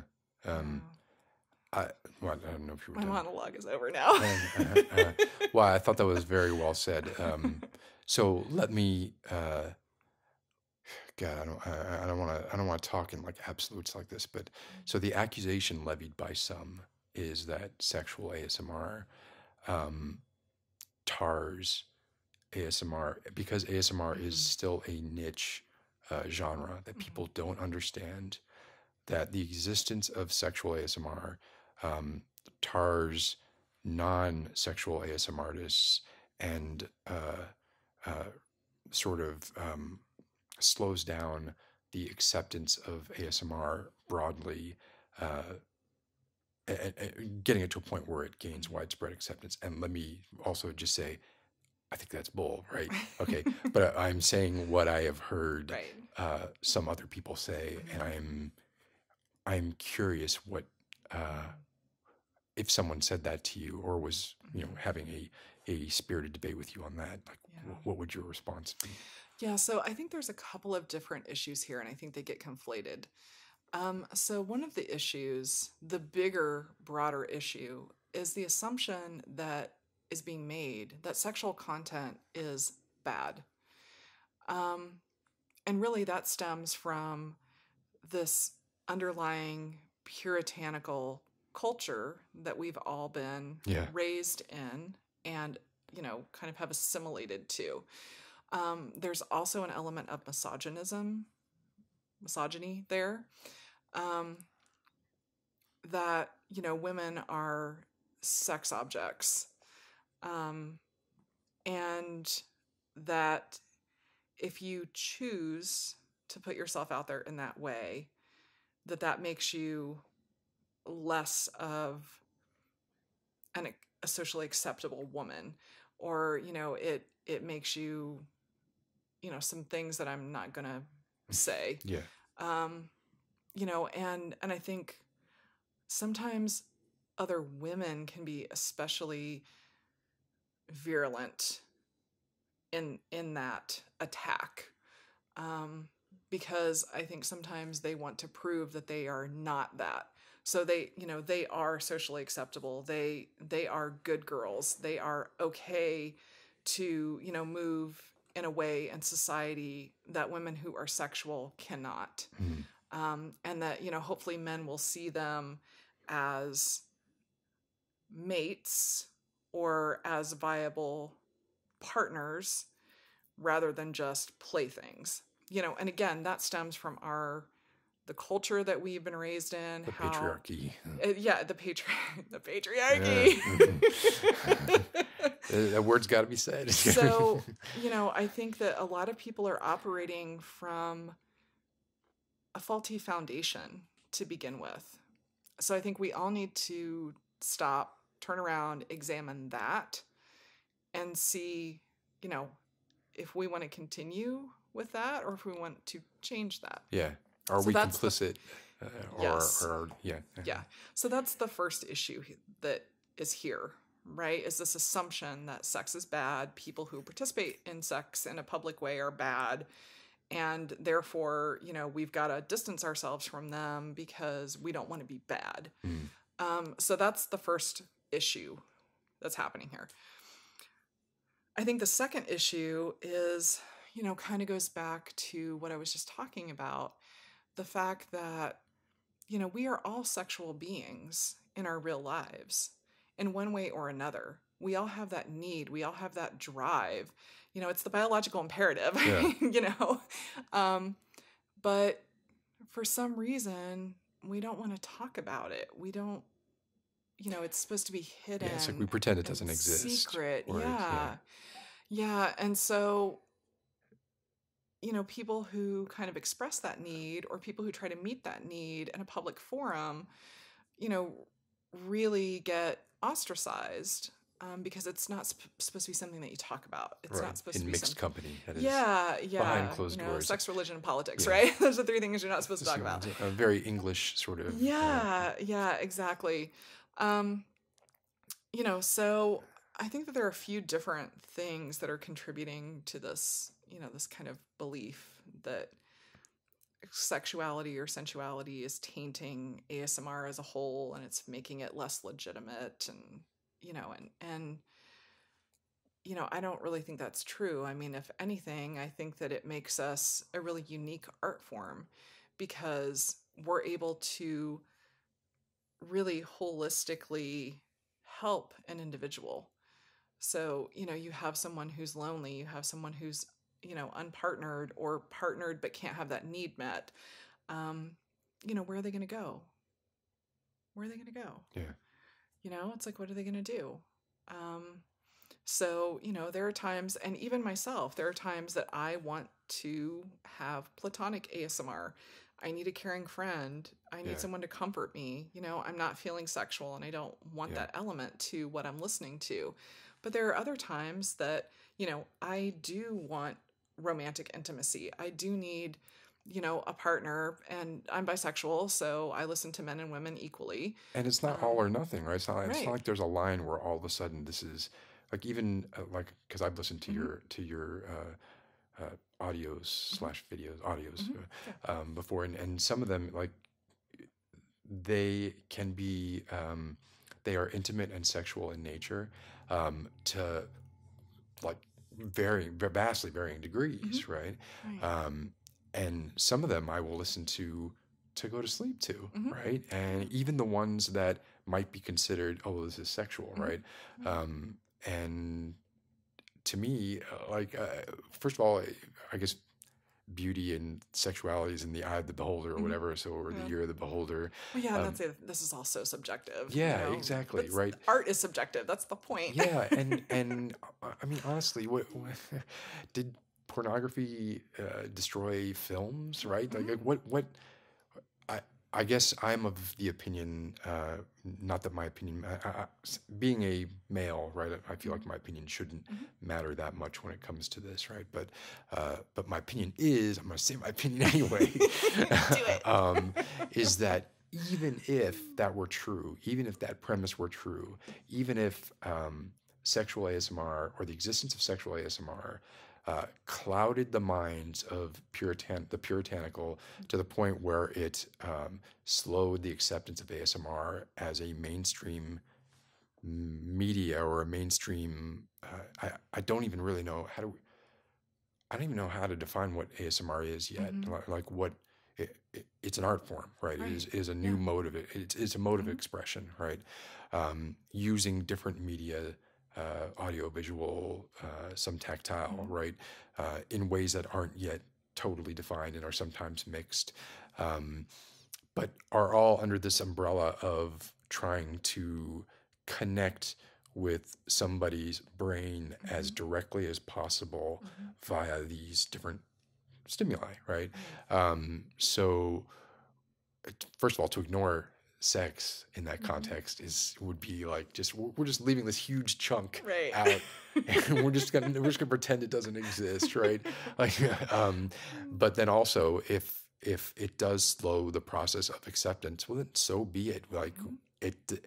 The solution there is not, I don't think, to not do it. The solution is we plow forward and we keep doing it and we do more of it and we Right. explore more as much as we possibly can, because the parameters are not defined yet. Like this is, I truly believe like 10 years from now, we will laugh about how ASMR was stigmatized. And even from when I first learned about ASMR, first heard about ASMR, 5 or 6 years, maybe it was more than that, maybe it was 7 years ago, I don't know, whenever Whispers Unicorn and Maria started, right?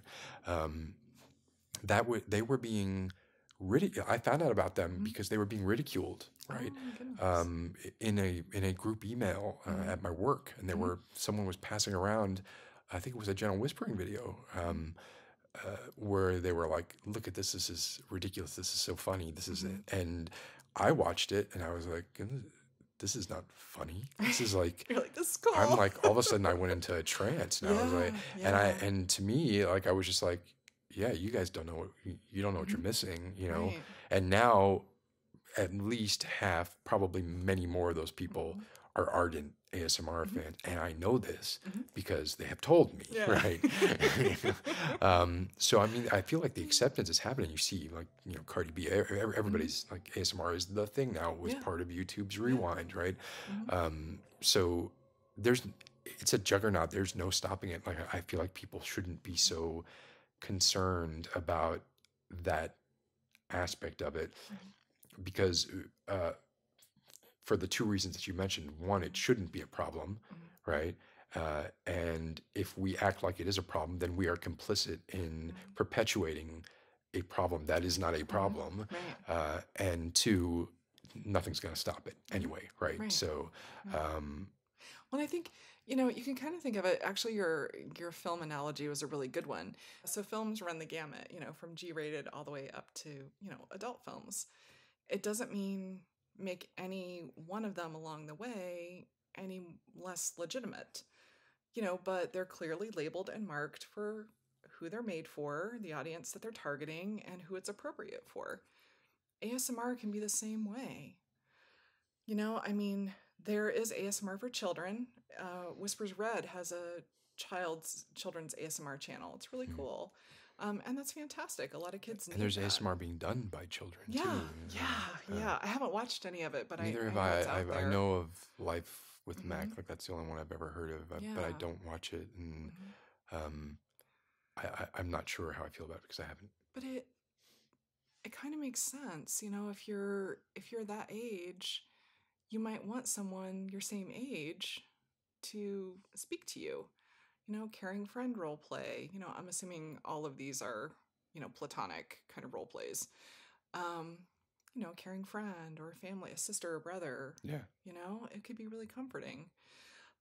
So yeah, I mean, I think there's a place for, every sort of subgenre or type of ASMR, including adult.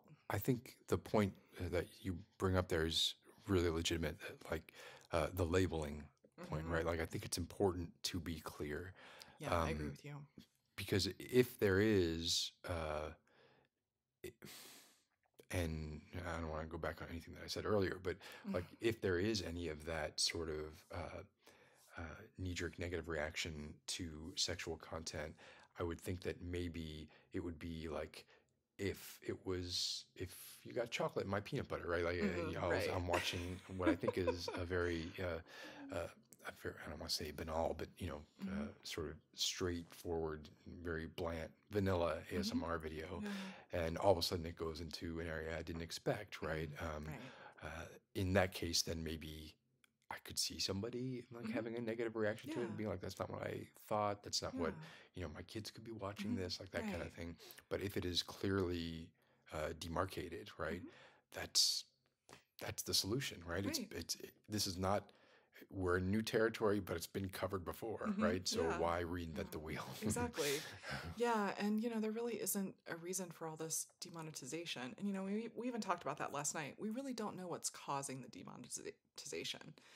It's an algorithm, it's learning, and there are a lot of things that are going to happen along the way. The manual review process obviously is, not really set up appropriately, but Right. it's a little difficult with the volume that they handle. Yeah. Um, so I don't really think that anyone can legitimately say it's because of the romantic or adult oriented ASMR that's what's causing the problem. Or the word role play, or, there's like a lot of things floating around out Right. there. There are definitely, and we talked about this last night Hmm. too, but Yeah. there are definitely like sort of little hot button issues that will get Hmm. your video demonetized. I recently had a video, um, a vampire video, and during the course of it, I was making fun of, yeah, I was sucking the blood of a rat, Hmm. and then I was looking at the viewer, bemused, and sort of like, what, you think this is gross? I hear your people in your time, Hmm. eat these, and I held up a Tide Pod, right, and then just kind of threw it away. Yeah. And that video got demonetized, and I've since and I don't know this for sure because they won't tell you for sure, Hmm. but I've since been told that that is likely the reason Hmm. that it got demonetized, was just showing and referencing a Tide Pod, because ultimately, right, what they're trying to do is limit their liability, Hmm. and I don't know what their team of team of lawyers are Yeah. for their risk management, what they're doing, or what their algorithm looks like, or how their algorithm learns, Yeah. or, and that's the other thing is like, the work things, people find new ways to do stupid things Hmm. at an alarming rate, and Which is why so McDonald's cup says caution yeah, hot. yeah, it's hot. In case you didn't realize that this Right. hot coffee was going to be hot. Um, so yeah, and so that stuff is changing so quickly that even if they have a Hmm. wonderful sort of machine learning algorithm, Hmm. how can it possibly keep Yeah. up, right? Yeah. So, and I've experienced it, and I know you've experienced Hmm. it, Yeah. and it's discouraging, Hmm. and it's demoralizing too. Hmm. I've had videos that got demonetized when they were at 10% uploaded, Yeah. Yeah. Me too. which Me too. I don't understand if it's the name that they're like Right. It they has to be the tags at that point, yeah or the name, the video name, whatever metadata you've already kind of put in there yeah. for it. I also, and we talked about this last night too. I'm gonna stop saying we talked about this last night too. I may say some things that we talked about last. What I wonder if when a certain number of a channel's videos get demonetized, Mm. if that increases the likelihood of future videos getting Yeah. demonetized, because they're like, Yeah. oh, this is a red flag, this Hmm. account, and just at the first sign of trouble demonetize, Hmm. right? Yeah. Um, Yeah. which And would be I've, unfortunate. and the content that I do is really varied. So, I've created playlists to make it a lot easier for people to know what they're getting into, right? So I have a platonic role play playlist, I have a romantic role play, I have just kind of traditional ASMR triggers, and there are Where quite does the ice cream a one things. fall? Because I like that one a lot. That would be romantic Okay. role play. My acting was Oscar worthy in that one. It was really good. That was actually a really fun video to make because I was really pushing the gray area. Um, and I actually didn't age restrict that one. I usually try to be really careful, and I do, but I was curious to see how long it would stay up. It stayed up for almost a year and a Oh, you half were being before they sneaky. demonetized it. You I know. I was being sneaky. But there was a lot, like there was ambience in that one too, Yeah. right? That was Hmm. Yeah. that's really well done. Yeah. I admire so much about like the audio stuff that you do, Mhm. like the folding stuff, like Mhm. the kissing sounds that you're able to get, Mhm. the all of that stuff. I think is really really top notch. Oh, And thank you. as someone who I tend to focus more on the video, which is like uh, totally defeats the like ASMR. Most people don't even Right. look at the video, but I tend to focus more on that side of it. So when I hear somebody doing great stuff with audio, it definitely stands out to me. So Mhm. Mhm. that is how you came to my attention, Mhm. and one of the reasons I started listening. Right? Yeah, so that was a video that I put out there just to push the envelope. It took him a year and a half to demonetize that, and then I just ended up just age restricting it because you know What do you? So there should be. when you age Mhm. restrict a video, what does that actually do? I don't Yeah, so age restriction automatically makes the video ineligible for monetization. even like YouTube Red Yeah. or Premium, whatever they're calling it now. What do they call it? Or YouTube Premium? Yeah, I think so, or whatever. Yeah, Okay. I'm not sure. Because usually when a video gets demonetized, Hmm. it will say you're still eligible for YouTube Red or Hmm. YouTube Premium Hmm. money, but not non like they got to put it behind a Like not paywall ad money. essentially, right? Yeah. Yeah. Yeah, so I believe when you age restrict it, it takes the ads away Oh, completely. completely. Okay. Yeah. Because the assumption is that advertisers don't want to be associated with adult material. Again, kind of going back to, It's ridiculous. yeah, complete hypocrisy. So, advertisers are biting at the bit to be associated with romantic comedies, the Hallmark Yeah. Channel, Yeah. late night cable, just a lot of things that are, a lot more explicit than my audios. It's funny. It's interesting. Based on last night's conversation, Hmm. when I went home, I was like searching some stuff. I was curious about um, the hypocrisy sort of Hmm. inherent in. Well, you have YouTube, which is this kind of open platform, or YouTube Premium, which is a monthly payment, right? And they're trying to police it so strictly. So I was like, well, I wonder, like, for instance, on Netflix, right? Hmm. Netflix, I don't know if everybody knows what Netflix is. This is a Let's place you assume. can go and you can pay a monthly fee and Yep. you have access to. Hmm. For me, it's access to The Office. Hmm. Basically, is what I is what I. That's totally worth it. Yeah, I just rewatch Office episodes over and over again. But I was curious. I was curious what the most risque thing on Netflix was.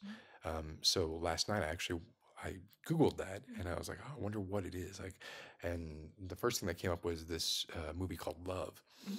And so I was like, okay, well, what do they mean by Mhm. this? And it Yeah. would be an X-rated film Mhm. at least. I mean, it's got Yeah. full frontal nudity, full Mhm. frontal. It's got penetration. It's got it. Mhm. I was shocked, and not necessarily in a bad way, but I was like, Mhm. oh, I thought Netflix, would have, been the most stringent out of all of the Mhm. platforms about keeping anything. And it's not. It's also not one of those movies. It doesn't ever show up. Right. Like you have to Yeah. you have to You have look to for look it. for it. Yeah, yeah. It's one of like the secret category movies or something. Uh-huh. Um, but yeah, so I mean, my uh, 8-year-old daughter or my 3-year-old Mhm. son or whatever, if they happen to search for a movie called Love on Mhm. Netflix, they would find it. And Find it. I like Netflix is not a platform where I'd ever thought I had to worry about like that kind of thing, Mhm. right? Yeah. For my kids, like Mhm. specifically, right, and not Yeah. for anybody else. Mhm. um, but I actually was like, oh well, there was a part of me that was just like, oh, that's pretty cool. So we know that Google search or Netflix search results are gonna that Oh, movie's gonna go crazy now. oh well, there. It's also in my recently played. So if any of my, not that I Oh, would ever share my Netflix account with anyone because that's illegal and you're not supposed yeah, to do don't do that. that. But if I did, they're gonna see that movie. But yeah, it's really interesting. I just find this whole not suitable for advertisers. I just think it's bullshit because it's not true.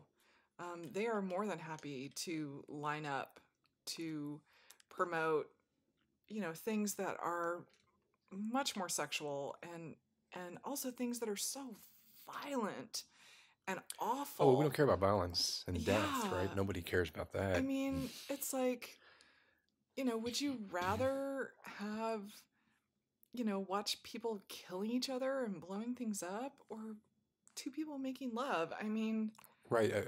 Think of the horrible consequences that could come from watching people making love, yeah. especially in the non-misogynistic sort of true intimacy and the sort of with love sorts of ways in which Mhm, your channel operates, and mhm, most ASMR, mhm.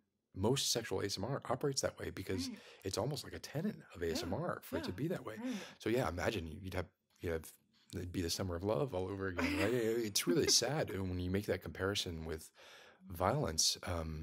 I recently went back and rewatched The Fisher King, which is a Terry Gilliam movie Mhm. from uh, the late '80s, I believe, Yeah. or maybe 1990, but I think late '80s. Um, and it's a great Robin Williams performance. Mhm. It's a great Yeah, Jeff it's really Bridges good. performance, and it's Terry Gilliam, so it's Mhm. it's got a lot of great imagery in it as well. But in that, it's a minor spoiler for The Fisher King, but it's been out for 30 years, so Yeah. too bad. um, in that movie, Robin Williams is haunted, you find out, by uh, a shooter who came into a restaurant and uh, shot and killed his wife Mhm. and a bunch of other Yeah. people, right? And so I'm watching the movie and I'm seeing where that event happens, and you hear about it on the radio, and they say like 7 people died, and my immediate reaction was that seems low, right? Mhm. Like that's like wow. Like I remember when I saw that movie originally, I was like, that Shocking. is effed up. Yeah. And now watching it, I'm like, only 7. Like, Wow, really? like Okay. in That's a order for slow it, day. yeah, in order for it to Yeah. make an God, imprint so on me now, it's got terrible. to be at least double digits. And Mhm. um, that that is a direct result of how can anyone say that's anything other than a direct result of uh, exposure to violence? And I'm not even Mhm. saying that like we should look into limiting the way we expose people to violence in Mhm. media. Like I don't think censorship should really Right, play a I part in agree. that. It should be handled on a person to person, Mhm. family to family, or whatever sort of basis. Um, but if it is the height of hypocrisy for us to be like, well, no, sex and intimacy is not allowed, Mhm. but walking into a restaurant and shooting people, sure, no That's problem. okay. Yeah, in fact, we'll pay double for Mhm. that, right? Right. Right. Yeah, it's crazy. It just is so crazy to me. Um, the the things that we allow and that we normalize, and then the things that we try to set over to the side and say, no, that's not okay. It's so screwed up. So I have more stuff we can Okay. talk. So this is still kind of in well, I mean, there's some overlap here, I guess. Mhm. Um, so one of the things that is happening in ASMR more and more, and for different ASMR channels, especially bigger ASMR channels, are sponsorships, right? Yes. Um, I have thoughts on that, like as a Mhm. practice, and not necessarily as something that like feelings that I have that either they should or shouldn't be done, but I just have thoughts on like how they should or shouldn't be Mhm. done, and I'm Yeah. I'm curious what your thoughts are, or exposure is, or experience has been. Yeah, so I think like probably most ASM artists out there, I get solicited quite often for sponsorships. Can I just say, Mhm. I have never ever Really? once been solicited for anything Really? ever. Yeah, I get them all the time. I feel left out. I feel like I'm left out of the club because Really? I thought everyone did. nobody has ever asked me to sponsor anything. Oh my gosh. Um, and I drink Coke in so many of my videos. You're like, come on, people. What a wasted opportunity. Yeah. You need to start tagging them on Twitter. I'm gonna start putting a brown paper bag over like cans of Coke. But I'm sorry, Yeah, you but go I on. I do. I get solicited all the time, and one of the things that always strikes me is that they obviously have actually never watched my channel because, you know, a lot of them are like, and maybe it is because I'm female, because a lot of them are, now that I'm thinking, a lot of them are like makeup and like brushes, like makeup brushes and shoes I've had. Jord Watch contacted me recently, which I actually Oh, have. apparently, yeah, they contact a lot of. Yeah, Yeah, I've I have heard. a Jord Watch. Yeah. I love them. I think they're a fantastic company. And it wasn't that I had a problem with their Mm, product. now I'm suspecting what you're Oh, okay. It wasn't that I had a doing. problem with their product. At least from what I know of them, they seem like a good company Yeah, to work with. But I was in the process of moving and yeah. getting But everything right. I saw like in the Yeah. period of like a few weeks, there were like hmm 3 or 4 ASMR Well, Jord yeah, Watch. that was the other thing too. It's just like it's way overexposed, and Yeah, so yeah, there were a few reasons why I they didn't contact me. didn't do it. Really, No, no, I never. I've been that's contacted so for like bizarre. networks, right? That happens hmm all the time, but hmm those are all scams, right? Right? Yeah. But I've never been contacted for, oh, would you like to use this thing, or Oh, we'll send you weird. this. Never, never, never. Please, I'm gonna I say wonder. no, but I There must want to be like be. a mailing list or something out there. I We want to can be get your name on it. contacted. I want the choice. I don't want to do it, hmm but I want the choice to be able to be like, Yeah. oh, thank you for asking. Yeah. I'm not gonna do it, but thanks. Now I feel And better. I haven't done any of them. I'm trying to think if I've done any at all. The I'm trying to think. I feel like maybe I have. I just can't. the I can't think of it. Oh, yeah, yeah, yeah, yeah. Okay. I just showed her my really poorly written note, which I'm surprised that you probably just saw the V. I'm guessing, because Vibrator. yeah, because my handwriting is atrocious. Um, Yeah, so we were talking about vibrators before we started recording.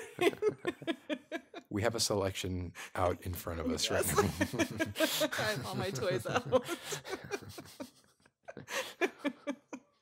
People are going to think we got up to naughty things in our hotel room here. Let them think that's so before we get into the vibrator talk, every ASMR collaboration that I've done, Mm-hmm.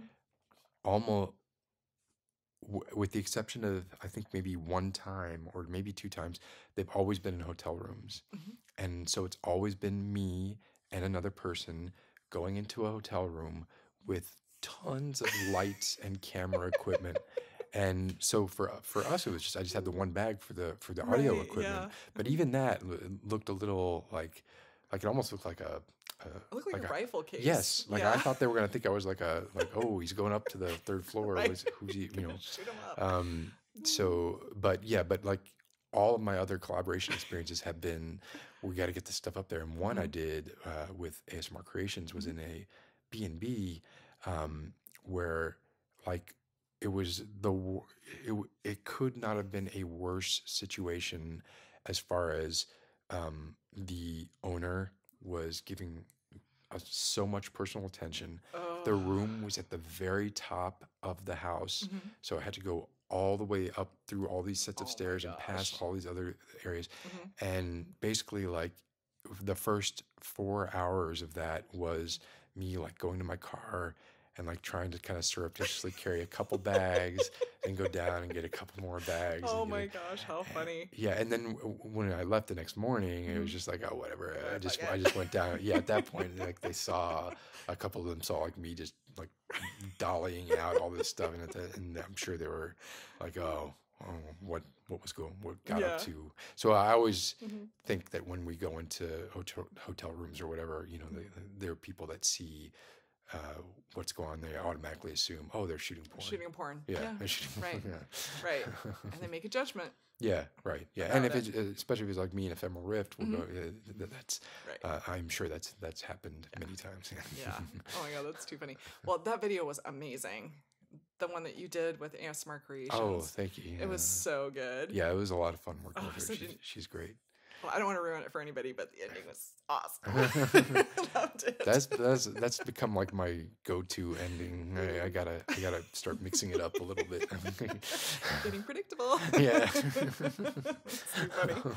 Okay, so let's talk about vibrators. Yes, sorry. I wasn't trying to deflect. Yeah, so I am actually my audios, my female, let me back up. Yeah, so the Vibes vibrator. So I got involved with them. Is Vibes Vibes. like bees? Like Yeah, is their logo like a it's like bee or something buzzing? Vibease. Oh, okay, gotcha. Vibes. Yeah. Um, so I got involved with them in a roundabout kind of way. It was kind of interesting. I was telling you this story earlier. Well, we talked about a lot of things earlier. Let's just say that. I don't remember. Yeah. So there was a male artist that I listened to, and I've promoted him quite a bit. You guys probably know him, Gale Force. And he has a lot of audios in the Vibes Fantasy Store. And the thing that's really cool about the audios in the Vibes Fantasy Store is they sync up with the Vibes vibrator. So That's such a cool idea. I know, it's really cool. So, if things are getting hot and heavy in the story, then, the vibrator gets kind of hot and heavy with you. And, vice versa, if things are slowing down and getting really sensual, then the vibrator gets, like really kind of, hey, baby, Barry White. It's like the coolest thing ever. So I was on their fantasy store and I started realizing that they didn't really have any female for female audios. There wasn't really any kind of lesbian selection or, something aimed towards girls who are bisexual. So, I was like, wow, this is a company for women. This is a product marketed mainly to women, although men can use vibrators. My listeners know that. I've educated them about that and they've gotten into it a bit. I have no idea what you're talking about. And actually, going off on a tangent, Hot Octopus is an amazing British company, and they make vibrators specifically for men, which I've heard are amazing. I love the company name, Hot Octopus. Hot Octopus. That was great. They're great. So going back to my story. So these vibrators are really cool, and I realized they didn't really have a lot of content for women. So I reached out to them and I said, hey, I'm a female artist. I do erotica. I do audios for men and women, and I'd really like to do some female for female audios and put them in your fantasy store. Is that something that you'd be interested in? And they were really excited because apparently they have a difficult time finding female artists who want to record that type of material. So if you are a female artist who records that type of material, reach out to them. They may be willing to put you in their store, and they definitely could use a bigger selection of that. So the more the merrier. Come join me, girls. So yeah, I did some audios for them, and I have like 3 audios up right now. I'll be doing more in the future, but that's what I have over there now. And they sync up with the vibrator, and I just think it's the coolest thing ever. So I believe that I did a video or like an audio about that, the fact that I'm over there, and that I really endorse this product, and I think it's really cool. I have one. I use it. Although I have to say that I'm not a big vibrator user. That's just for me personally, because I think sometimes you can get desensitized when you use a vibrator, and so it's a little bit harder to get off with a partner. But, maybe it's good to switch it up every once in a while. And sometimes when you're on your own, ladies, girls got to do it for themselves. Also, if you're lazy or tired. Yeah, that's true. Yeah, if you work with your hands a lot, you're just really tired at the end of the day. Yeah, if you got arthritis, right? And the other thing about the Hot Octopus company is they actually they have a whole section of their website devoted to people with disabilities. And they make products specifically aimed towards people with disabilities and older people who have arthritis in their hands or, can't handle smaller objects. They're an amazing company. See, now I'm going to check them out. So yeah, they're really great. And they have a fantastic Twitter. They're always they do like, funny yeah, kind of thing. they do really cool things on Twitter. But so yeah, there are a lot of, again, kind of going back to this idea that there's not everybody is, fully physically functional. Not everybody is 20 years old. Not everyone is partnered or has the ability to have a partner or wants a partner. There are so many people out there in so many different situations. And I just think it's really cool that we as artists can kind of address that. I also think it's cool to find companies who are thinking outside the box and making for products for people who, you know, aren't normally seen as sexual beings or people who are allowed to be sexual. You know, we look at older people and, you know, we think, oh, you know, their life is over. They're not sexual. They don't have those feelings. They don't have those needs and wants. That's not true. You know, and we look at people who are maybe physically disabled or in wheelchairs and we say, you know, oh, you know, they're not sexual. They don't, you know, they can't have that in their life. That's not true. And so I think it's really cool to, you know, to find companies that are addressing that and helping people to, you know, have a full human experience, you know, and be able to express their sexuality. I think that's really neat. And as I mentioned, yeah, before, like the overlap sort of sexuality and the sponsorship stuff that we were talking about. Um, I I feel like ASM artists, people who do ASMR, or rather, people who listen to a given ASM artist and do so a lot, um, and have somebody like that's their go-to. Uh, it's possible that for a lot of people, that ASM artist is the closest friend that they have Yes. in their life, right? And the most trusted person that they have in their life.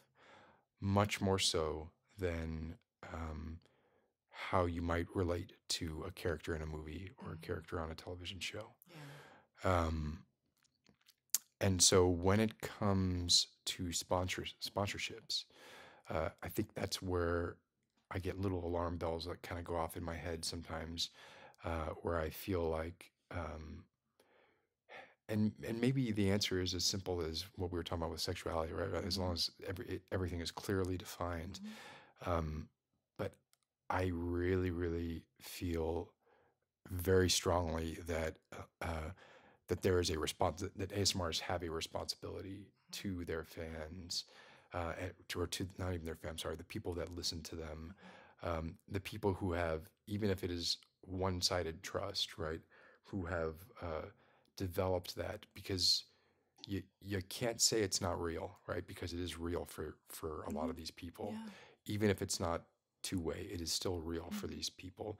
And if you told them, like, there are ASM artists who, if they wanted to start a riot, they could, right?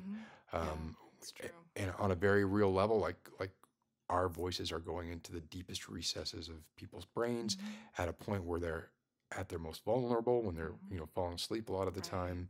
They're prone to suggestion. There's all sorts of reasons, and the intimacy factor means that typically you only hear this kind of you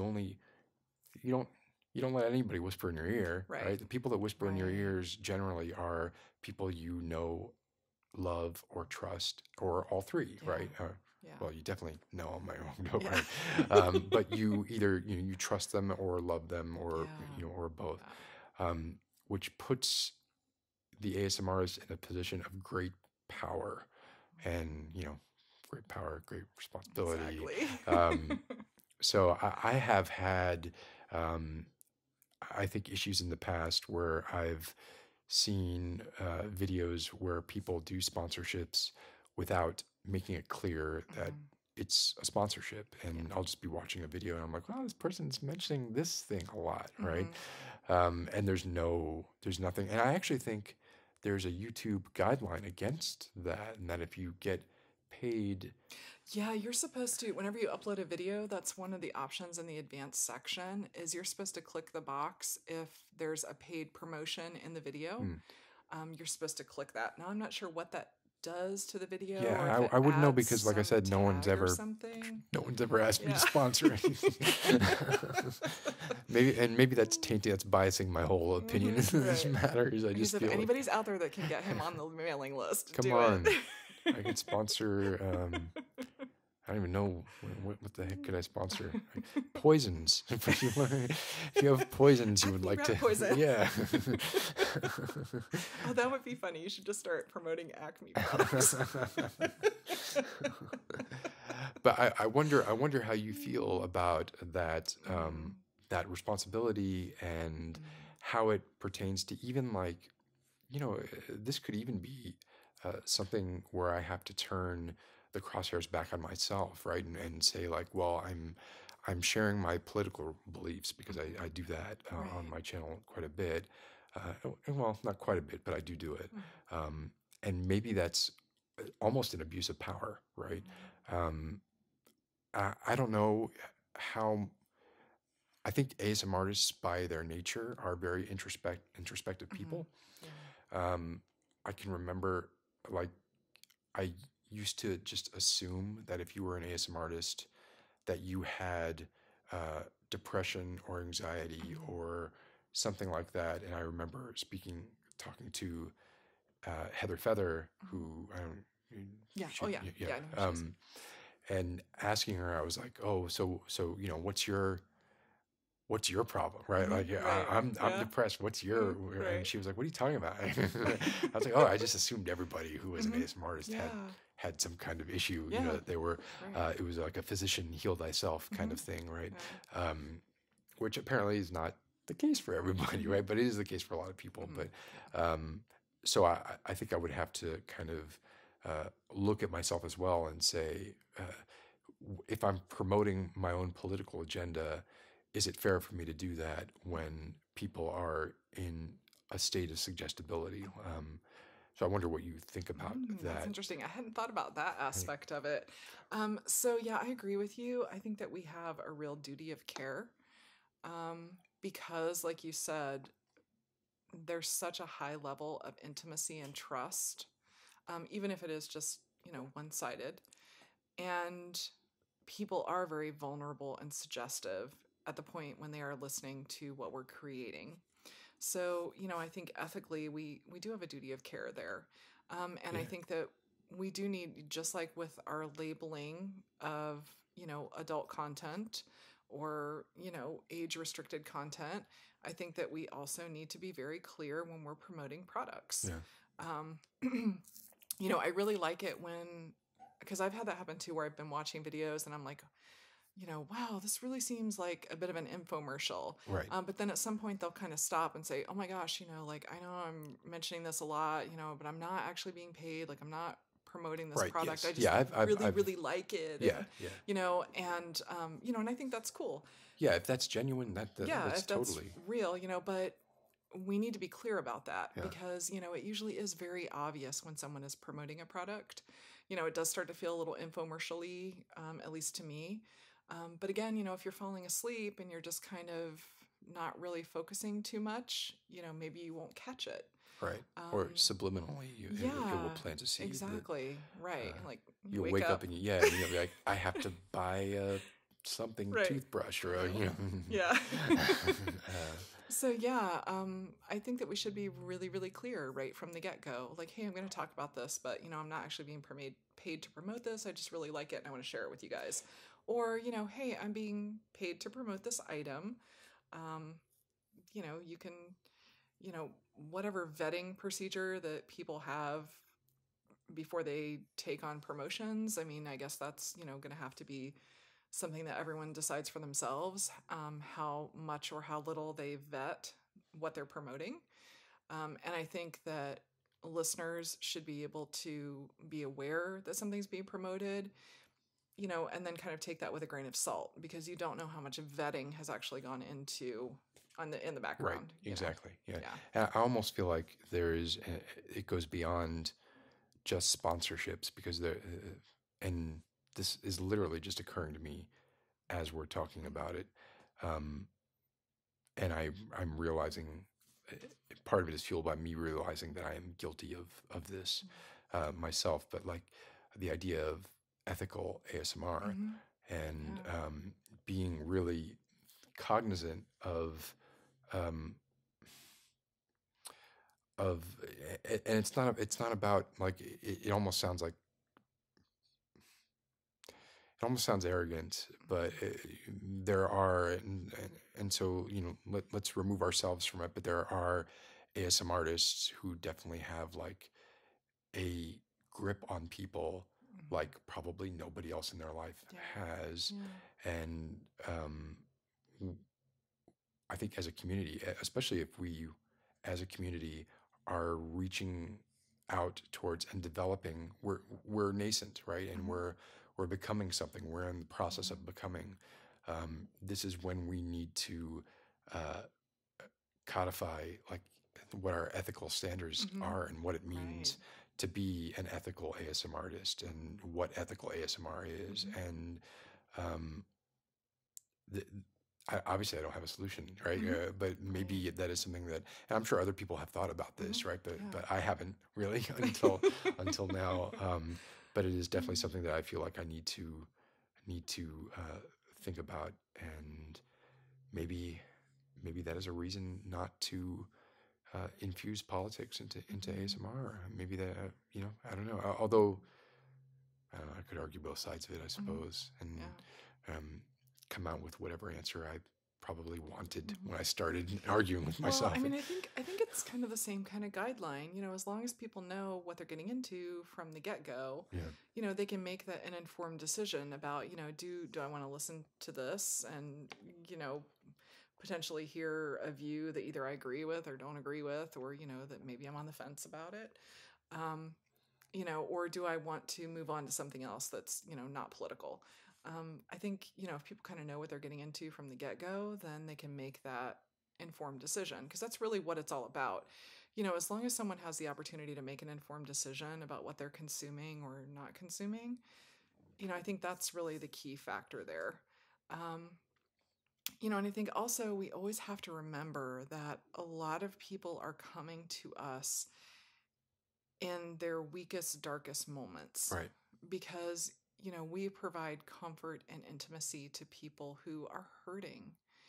And so, there really is a level of vulnerability, and there's a level of,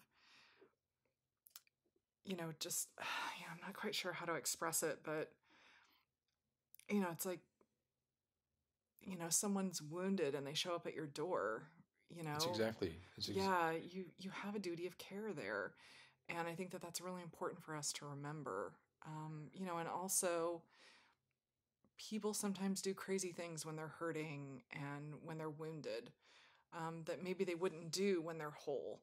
And, a lot of times part of their journey of becoming whole again is our art, what they get from that. And so, sometimes people can get overly attached. Sometimes they can take the fantasy a bit too far. And I think that's happened to you. Yeah, it has. And I think that's a function of someone being, hurt and broken. And so, I have to keep myself safe, and I have to make sure that I maintain boundaries. But, that's not someone to be made fun of. That's not someone to ridicule. That's not someone to take advantage of. Because, there's also the real possibility, like you said, some people have a listener base that would do anything for them, anything that they say. And, you have to be really, really careful not to take advantage of people, not to use people, not to let all the attention go to your head. Yeah. You can't internalize that. You have to remember that you're playing a character and you're providing a fantasy, and you're providing art, and you have to remember why you're doing it and what you're doing it for, and not let the rest of it, don't get wrapped up in it. This whole thing with, oh, I've got, 5,000 subs now. I got 10,000 subs now. I've got 100, like it's a competition or a contest, and you're just racking up bodies. I like to see my listener base grow. I like to see my sub count grow. It's exciting, because it means that I'm reaching more people. Exactly. Yeah. So if you can think of it that way, I think it's great. But when it starts to become a competition among artists, like who can get to, whatever amount first, we kind of forget the whole purpose behind why we're doing this. Yeah. And I agree, right? Like, That was a total tangent, but well, it kind of came up. no, I think that because there are ways to inflate your sub count Mhm. that could be considered unethical, Yeah, right? definitely. So yeah, and I don't want to get into specifics or Yeah. names or anything Yeah. like that. But yeah, there are things you can do. I mean, and you can either choose to do them or not do them. And part of that also might depend on. I mean, if you're doing ASMR for a living, or you're not Mhm. doing ASMR if you're doing ASMR for a living, you may have to do some things that you wouldn't do otherwise because you Yeah. need to you need to pay for your rent. You need to pay. You need Right. to. And I do feel like, right, it doesn't give you a free pass, Mhm. but maybe it lets you uh, maybe it lets you bend the rules a little Yeah. more or Well, something. I mean, I think when your art becomes your business, Mm, you're wearing two hats and they're not always compatible. You're wearing your artist hat and you're wearing your business person hat. And at times, those roles are going to conflict with one yeah, another and you're going to have to make a choice. And like you said, if this is what you're doing to pay your rent and to put food on your table, you're going to probably pick the business person over the artist. Um, and you've got to decide, how much of that am I willing to give up? Where is the line for me? What's the proper balance for me, as an artist? And, how can I still be in line with, what I feel are really my ethical obligations, in this forum, versus what I need to do to maintain my living and survive. And I think that's where it starts getting really complicated. right. So, I have really conflicting thoughts about this because I would like to create more. I would like to move more towards this being, a sustainable job for me. But at the same time, I'm aware that that may take something away from it when it gets to that point. Because I may have to, take on sponsorships. I may have to do, other things that maybe I wouldn't have artistically, organically done Right. if I was just doing it for the art. Yeah. Um, and so, I think that's a really hard position to be in. Yeah. For me, it's always been, Mhm. I just, I don't want it to become my source of income because I Mhm. would just start to not like it because now I Right. had to do it. Right. Right. Yeah, The moment I exactly. have to do it. Yeah. So anytime you turn something that you love into your job, that's going to happen. And there's that saying that, if you do something you love, if your work is something you love, or if you do something you love, you'll never work a day in your life Mhm. or whatever. Yeah. I think that's kind of No, bullshit. you'll work 365 days a year, Yeah. 24 hours a day, 7 days a week. I mean, I do love the work that I do outside of ASMR, but I like the freedom that I have to. Although I do feel I often feel guilty about the low output that I have, and I often feel like, why am I not inspired more often, or what can I do to be inspired more often? Where can I find these wells of inspiration? Um, because that's where, more often than not, it comes from the Die Hard ASMR video. The whole reason I did that was because I saw a Reddit thread where someone made a Christmas ornament of, basically they just took like a little box covered in Mhm. tinfoil and put the picture of Bruce Willis in there, and that was a That's Christmas hilarious. ornament. That's And I awesome. was like, oh, that is a great Christmas ornament, and also I want to do that now, Right. right? Yeah, like I never know where it's going to come from, so I try to Mhm. just like expose myself to as much art as I Mhm. can, Yeah. or entertainment/art. But Mhm. that's also, you know, a lot of times when I'm looking for it, that's when it's least likely to come to Mhm. me, Oh right? yeah, completely. Yeah. So, and then I just feel bad. Then I just feel like, oh my God, it's another month where I've put out one video, Yeah. and I'll try and justify it and say, well, I put a lot of effort into it, but I could have done more. There were nights where I was like, I got nothing to do. Mm-hmm. Should I make a video? Nah. Like, Well, it's hard when you're not super inspired. yeah, Because exactly. if you're just going through the motions, I think people can tell. It just doesn't ring true.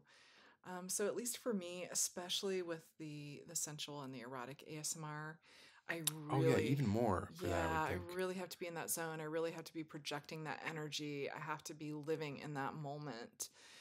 And sometimes that can be really difficult, because life doesn't always accommodate that. Yeah, that's. Yeah. I mean, Hmm. that that seems much more difficult, right? Hmm. Because there's so many things like I would think that could get you out of that headspace Hmm. like so easily, Yeah. and once you're out, I would think that it is very difficult to Hmm. get back in. Yeah. There's enough problems. Like sometimes I'll be filming an ASMR video, or filming. Hmm. I'll be shooting an ASMR video, Hmm. and if there's one noise, I'm okay. If there's like two noises, Yeah. or if it keeps happening, Hmm. at some point I just kind of throw my hands up and Right. I'm like, ah, forget it. I'll just do Yeah, this because another day. how much editing you're going to have to do. Right. Yeah. And, you get so tired of having to redo your lines Right. over and over again that, Yeah. you get completely out of that headspace. Yep. And then it's like, forget it, I'm done. Yeah. And you become your own worst enemy. Hmm. But so I would imagine doing anything where it is sexual and you're conveying that, and Hmm. it can be that way also with regular Hmm. non-sexual role plays as Hmm. well. But I think you're right. Like the more it involves inhabiting a mood, the Hmm. harder it is to do it when there's some kind of That's interruption, okay. It won't go right? all the way back. Oh, He almost just fell out of his yeah. chair. And that was an interruption that got me at. Now I don't know where I was talking about. That's it. We're done with this podcast. um, so yeah, I can see where that would be really, really difficult. Hmm. How many videos? So you're sort of in, because you're in Mhm. transition. There's a down period for you now, right? Yeah, so all of my main recording equipment is in storage right now. Well, it's in storage in the back of my my SUV, but soon it will be in actual storage. And I don't anticipate having a permanent recording space where I can actually get all my equipment unpacked and set up again until probably like mid-February. So I actually haven't posted anything on YouTube for a couple of months. Most people who listen to me regularly, especially my patrons, they know that this has been a really rough year for me personally. My mom's had 4 different heart attacks. She's been in and out of the hospital. We All had four of those this year? this year. Wow. Yeah, all four. And the last one was very, very serious. We didn't think she was going to make it. So that's been very stressful. And then I've had a lot going on at work. Um, it's been really difficult. And then I was planning for this move and getting ready for the move and doing everything that involves. And I'm becoming a minimalist apparently because I got rid of everything in my house except what would fit in my car. That's a great thing. It's Does a that feel liberating? Oh Is God, that, it's fantastic. But the emotional work that it took to get to that point yeah. was very draining and really intense. And so, kind of being in like survival mode with my family, being in survival mode at work, and then trying to do all of this emotional work, to get to the point where I could actually make this move. And just also just the physical things I had to do, to get ready to make the move. Um, I didn't really have much left. And so even the thought of just doing like a comforting role play or a girlfriend audio for YouTube was just almost too much. Mm. I just couldn't make it happen.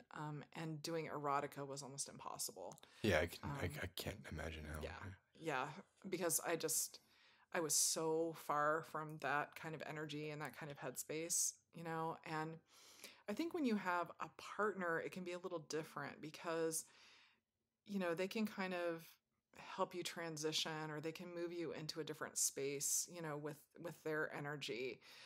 But when you're on your own, like it's just you and you've either got to make it happen or not make it happen, and I think that can be really difficult sometimes. So yeah. Hmm. So I'm hoping to get back to my regular schedule of posting twice a week on YouTube and once a week on Patreon. Hopefully sometime, February, March is what I'm hoping. That's probably when Um, I'll put out my next video too. yeah, So. excellent. Perfect. Great timing. We could do the premiere together. I love that feature, by I the know, way. I it's love so the cool. Premiere feature. It is all of the fun of a live stream without Mhm. the pressure Mhm. of the live part, right? Yeah. Yeah. Um, so I actually am really enjoying like a lot of the new tools that Mhm. YouTube is introducing. So it's not all doom and gloom with Yeah. the Yeah. demonetization, but and you know, I don't want to. I don't want to wear out their novelty or anything, or Mhm. overuse them. Yeah. But it is something where I think, like, if there's a video that I've worked especially hard on, or Mhm. I think I might do a premiere for it, like a premiere every few months or something like Yeah. that. I was actually thinking, because it's been so long since I posted on YouTube, I was actually thinking of doing that for the YouTube video that I, eventually get recorded and uploaded. I think it's a great idea. Yeah. Because, I think it's been at least a month since I posted anything. And that was just the 25 question ASMR tag. Oh, right. Yeah. So, it's kind of like a bit of a Q&A. Um, so an actual audio, it's been probably 2 or 3 months. And a girlfriend audio, it's been at least 3 months. Um, so I know everybody's I know waiting. you got people I who are like, know. "Where's It's where's okay. where's Hold my on. Hold on grace?" just a little bit longer. I'll be there soon. I promise. It's the last thing on our list. We've been Mhm. going now for a long Oh my time. goodness. Yeah, I want to break yeah. this up and do it a It's few different episodes. um, the last thing I have is Mm. politics. All right, let's do it. So, we talked about this extensively beforehand, and I'm sitting here with Phoenician Sailor. We're in Washington, D.C., and there's a lot happening right now in American politics, especially with the Secretary of Defense resigning last night Yeah. and the government getting ready to shut In down 30 minutes, in the 30 government is minutes. going to shut down. We thought it would probably be appropriate to have a little bit of political talk. So we're going to go ahead and move into that now. And if that's not your thing, then thank you so much for listening and love you very much. And we'll see you next time. But if you want to stick with us for this portion, then let's do it. Okay, politics. Well, that Trump, huh? He's he's a character. Yeah, so I'm going to let everybody know right now that Phoenician Sailor and I are very in sync with our politics. So neither one of us are Trump fans, and that's probably putting it very mildly. Yeah. Yeah, so what do you want to talk about? I don't know, like you said, I mean, there's so much, and it is like I used to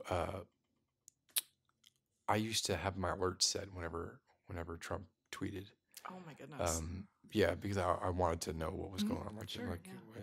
and I had to stop that because it was ruining my life. Like it was, I was just in a bad mood like all the time.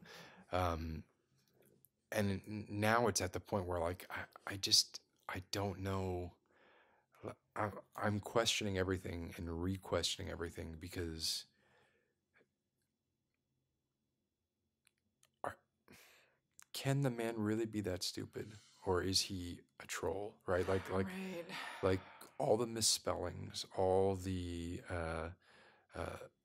poorly worded. So I'm talking about apart from policy. I'm talking about apart from. I'm just talking about when the man sits there and writes something. Right, just Right. basic grammar, sentence structure. Yes. Right. Yeah. Yeah. Like I mean Yeah. that is a direct insight into this person's mind, and that is the mind that is making these decisions. The guy who said today that he knows more than anybody about tech and technology. I saw that. That was a quote. I know more than anybody about tech and technology. By saying tech and technology, he just proved that he doesn't know what he's Right. talking about, Right. right? Yeah. Not that anyone would think a 73-year-old man, or say, I'm not sure how old he is. Yeah, he's in his 70s. Yeah, would be the paragon of like being on top of everything to a real estate mogul. I mean, come on, and it's so like when he was talking about border security and he spelled it Boarder. There was a point where I was taking screenshots of everything because I was like, this is, this buffoon is our president. Can you believe it? I haven't stopped doing that because there's just so many, and there are theories going around that are just like he's doing it on purpose, right? Like he's making these misspellings on purpose. He's just trying to get for him. He doesn't care if it's good publicity or bad publicity. He just wants the attention focused on him because he's a megalomaniac, right? And I have no doubt that he is a megalomaniac and a narcissist, and a sociopath, possibly a psychopath. He has some level of dementia. He has some level of attention deficit. He has like there's all kinds of red flags being thrown, that nobody. And it's so funny how he talks about, or I think there was it? I don't know who it was who was defending him. Probably McConnell or somebody was defending him, saying that there's a high turnover because nobody can keep up with him. You're right. Nobody can keep up with a guy who will change his mind mid-sentence, and then change his mind back at the end of the sentence, and then you think you've got him pinned down, and then he'll walk out the door and talk to the reporters and say something completely different than he just said to you. Right. He's the ultimate gaslighter. Oh yeah. I mean, that's just what I think every time that I see these things happening, because that's what a gaslighter does. They constantly change their story. They make you think that you're crazy. They make you think that, you can't figure out what's going on. They're just, they're moving and shaking and you just can't keep up with them. Yeah.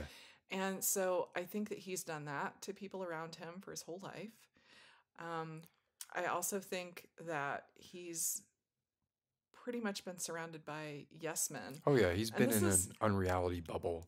I was thinking about this when I was at the National Portrait Gallery this morning. I was looking at all the presidential portraits, and they have this amazing display of Lincoln's portraits, but they also have these masks that were made of his face and his hands. The death mask. So it wasn't a death mask. It was actually made while he was alive. And apparently that was the fashion at that time, was to make them when you were still alive. Mm-hmm. So there's two of them. And they also have a cast of his actual hands, which were just amazing. Are they like really knobby and like, I know he had Marfan syndrome. So one of them is gripping like a broom handle. And it said that he went out to the shed and broke off the broom handle, but he took time to sand it down and make it all smooth because he told the sculptor, well, I figured you'd want a nice one, And it was just the coolest thing to just look at his hands. And I remembered what he had said about his cabinet. When he chose his cabinet, he chose people, a diverse group of people, not all of them who agreed with him. And he thought that was so important because a president should never be surrounded by people who just agree with him. And I think that that's part of Trump's problem, is that he's been surrounded by yes men his whole life. No one's ever challenged him. So he can say these crazy things and everybody just goes, okay, yeah, whatever. Like you said, I think that there's probably, definitely a narcissist, definitely sociopathic tendencies, but there's a disproportionate number of sociopaths that are CEOs. Yeah. I mean, that's what happens. That's how you get to that position. Sociopaths seek that sort of power. Exactly, right? So, not too surprising there. So he's a lot of things, I think, in his life have led up to the man that we see in front of us right now. Which, I think that's true for everybody, right? We all have a path that we follow that makes us who we are. But I think the thing that's been so shocking for me, just absolutely still so shocking, is that everyone is just sitting there, and I was so angry when I was in front of the Capitol building this morning. I was so angry, because they're all just sitting there letting him do it, letting him get away with it. But they all have their reasons for wanting to let him get away with it, right? Like, there is, Mitch McConnell, I'm sure, would load the gun to shoot Ruth Bader Ginsburg in the head, right? there is John Roberts. Actually, there was a ruling the day before yesterday where John Roberts ruled against Trump for his immigration policy, where the Ninth Circuit had, how Trump obviously hates the Ninth Circuit, right? Right. But so John Roberts was actually the tiebreaker vote, and he sided with the liberal judges. He's been a really surprising judge. Yeah, he I has. didn't expect for him to be kind of on the fence about some of the Right. things that he's on the Yeah. fence about. Yeah, Gorsuch is trash. Gorsuch is definitely just towing the line. But and even much as I hate Kavanaugh, Kavanaugh voted against defunding Planned Parenthood, which was everybody expected that he wouldn't. Right. I still think he's a horrible person, Yeah, right? right. But the truth is, if like at this point, if Trump gets to nominate another justice, then we're in really big trouble. Like Right. that's really Right. we're Yeah, already because the executive and the legislative branch are already like pretty much one. So if they Yes. get the judicial, Yeah. that's it. Yeah. What we have the House, Right. Yeah. What Yeah. are they gonna do? Right. Yeah, really. So yeah, I mean, it was nice to see the midterm shift. Yeah. Obviously, I wish the Senate had changed.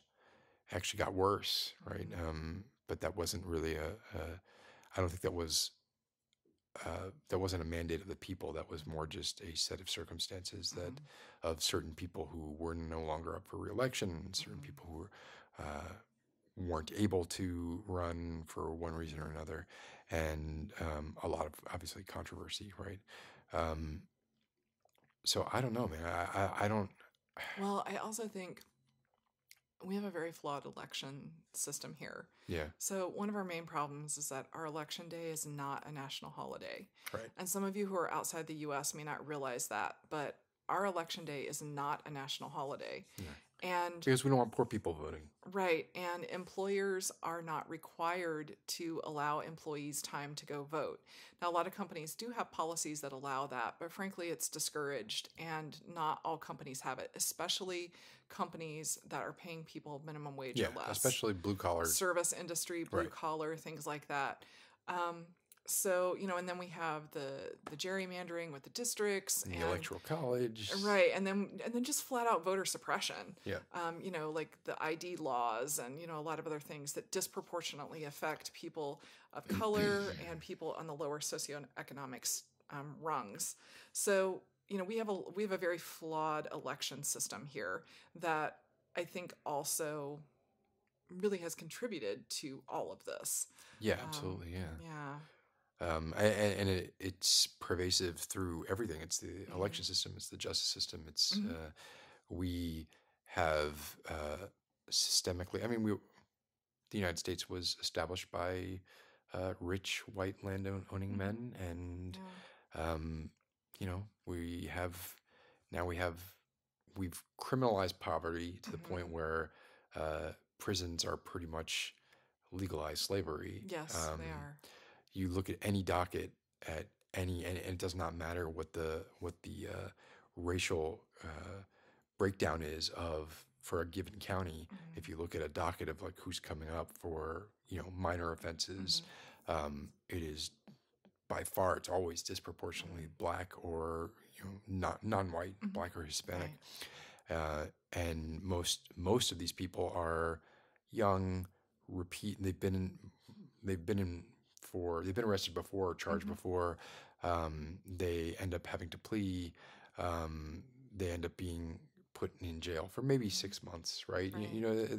They're like, look, we're only going to put you in jail for 6 months. Yeah, it's just long enough to destroy your life. Just long enough to, you're disenfranchised. You won't be able to get a job. In some states, you won't be able to vote. Right. But, if you go against us, you could get 10 years, right? So, it's really, and so this recent, it just recently happened. So the First Step bill that was passed, which is apparently a step in the right direction. And that was in Florida, wasn't it? I don't know. The voter rights. Oh no, that's a separate. Oh, Oh, that was something separate. for Okay. reinstating voter rights. Yeah, Actually, yeah, for yeah. okay. No, this is the criminal act that just got passed. That is apparently going to shave 100. I don't know how many years, like 100,000 years in toto off people currently serving Oh, in okay. prison. And this was, it seems against type for him to do this, and I Mm, wonder. So I'm always second guessing like what his motives are, right. why he's doing this, like why is he now going against the Mm, Republican mandate? Is it to confuse? Is he a master at you say you hmm. gaslighting, right? Yeah. But maybe Yeah. he's like a master at playing everybody, and he's going to now antagonize the Republicans just enough Mm-hmm. that the on the fence Democrats and the on the fence Republicans will be like, oh no, this guy doesn't care about Republican or Mm-hmm. Democrat. He's just going with his gut, right? Yeah. Um, maybe that's his plan. I don't know. Mm-hmm. It's really really difficult. You know, everybody says or people say in general you should assume positive intent. In this case, I think we should always assume negative intent at Yeah. this point, right? Well, I think we should always assume economic intent. Right. Okay. Yes. Okay. Um, Personal greed intent. yes. Right. Yeah. Yeah. Because, I mean, it seems what it's appeared to be the entire time he was running and now that he's in the presidency is it's all about money for Right. him. Yeah. So whatever he can do to make money, nothing else matters. Party doesn't matter. Nothing matters other than how can I make money off of How this? can I leverage this Yeah. to, Yeah. yeah. Which, man, yeah, like at some point Well, and I think that other politicians do it as well, but they're just not as obvious about it. oh yeah, definitely. I Yeah. mean, we've always been a Hmm. corporatocracy, Yes, but now exactly. the veil has been lifted, Hmm. and in a way, Right. it's nice that that's been exposed Hmm. and that people can't deny it. Right. Because for the longest time, people that said, no, we're a corporatocracy, we're being run Hmm. by corporations, were dismissed as extremists Hmm. and as, fringe people with conspiracy Hmm. theories about Right. how ExxonMobil, controlled Hmm. it. But now it's like nobody would argue that. Well, I mean, just look at the history of the FDA. Just the FDA. It's literally a revolving door between industry and the government. You need something passed through the FDA. Okay, great. Have an executive come over. Suddenly, oh, I'm retiring. I'm getting a government job. Their product gets Oh yeah. passed. Next thing you know, they're back in industry again. Yep. It's a revolving frickin' door. Yeah. So look at the history of that one administrative agency, and that's what's happening across our government Yeah, agencies. and look at Trump's cabinet, Mhm, right? I mean, right. Rex Tillerson was the CEO of Yeah, ExxonMobil, I mean, right? come on. Yeah. And he ended up hating Trump, right? Right. That didn't work out so well. And James Mattis, Hmm. everybody, it seems like Kelly. I mean, Hmm. Yeah. who has stuck around besides Yeah. family? He was the last one, wasn't he, of the original? I think you might be right. I don't know I think 100% he for sure, was. but Yeah. I'm hard pressed to think of anybody who was around when he in his cabinet when he came into office who's Right. still there. Hmm. And he's trying to spin that as a good thing, right? And there are Hmm. people who are trying to spin that as a good thing, Right. but everybody who's left has said, "Yeah, you can't work for this guy. Hmm. He's a nut job, Right. right?"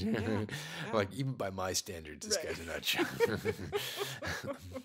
I'm crazy, but he's crazier. Yeah. So I just think who I wonder if you have a favorite or an early favorite for a 2020 run. Beto comes to mind for sure. As running for president? Or, Yeah. oh, okay. See, Yeah. I couldn't. To me, that's way too big a risk. Yeah. I mean, he's young and he didn't win. But it's not even that. It's just, and although again with Trump now, it's like lack of experience is not a thing. Right. But I do Right. think Beto would be considered risky. I think he'd probably be a good vice presidential Hmm. uh, pick.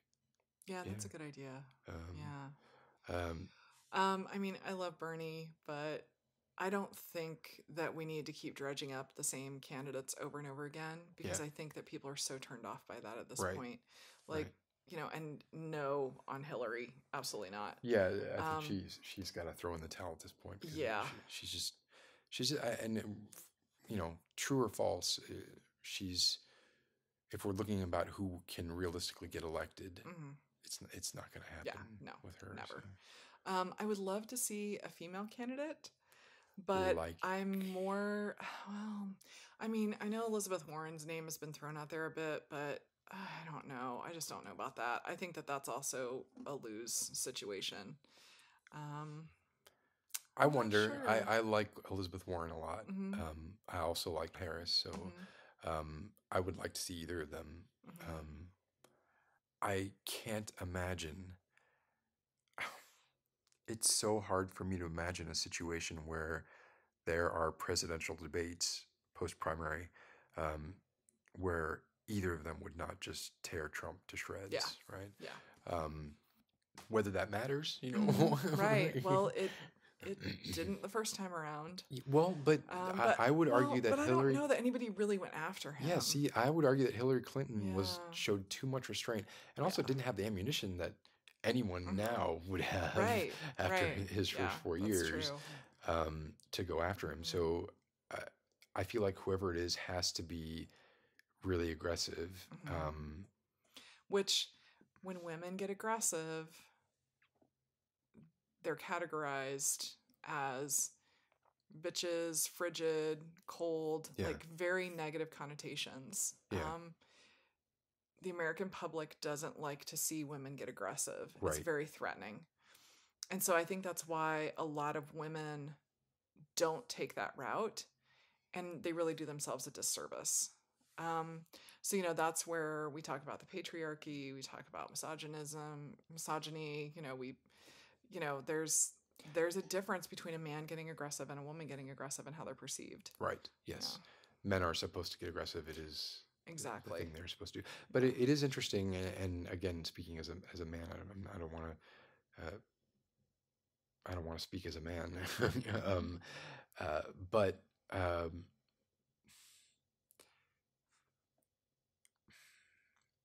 Just say I it. have seen Elizabeth Warren Hmm. be very aggressive, Hmm.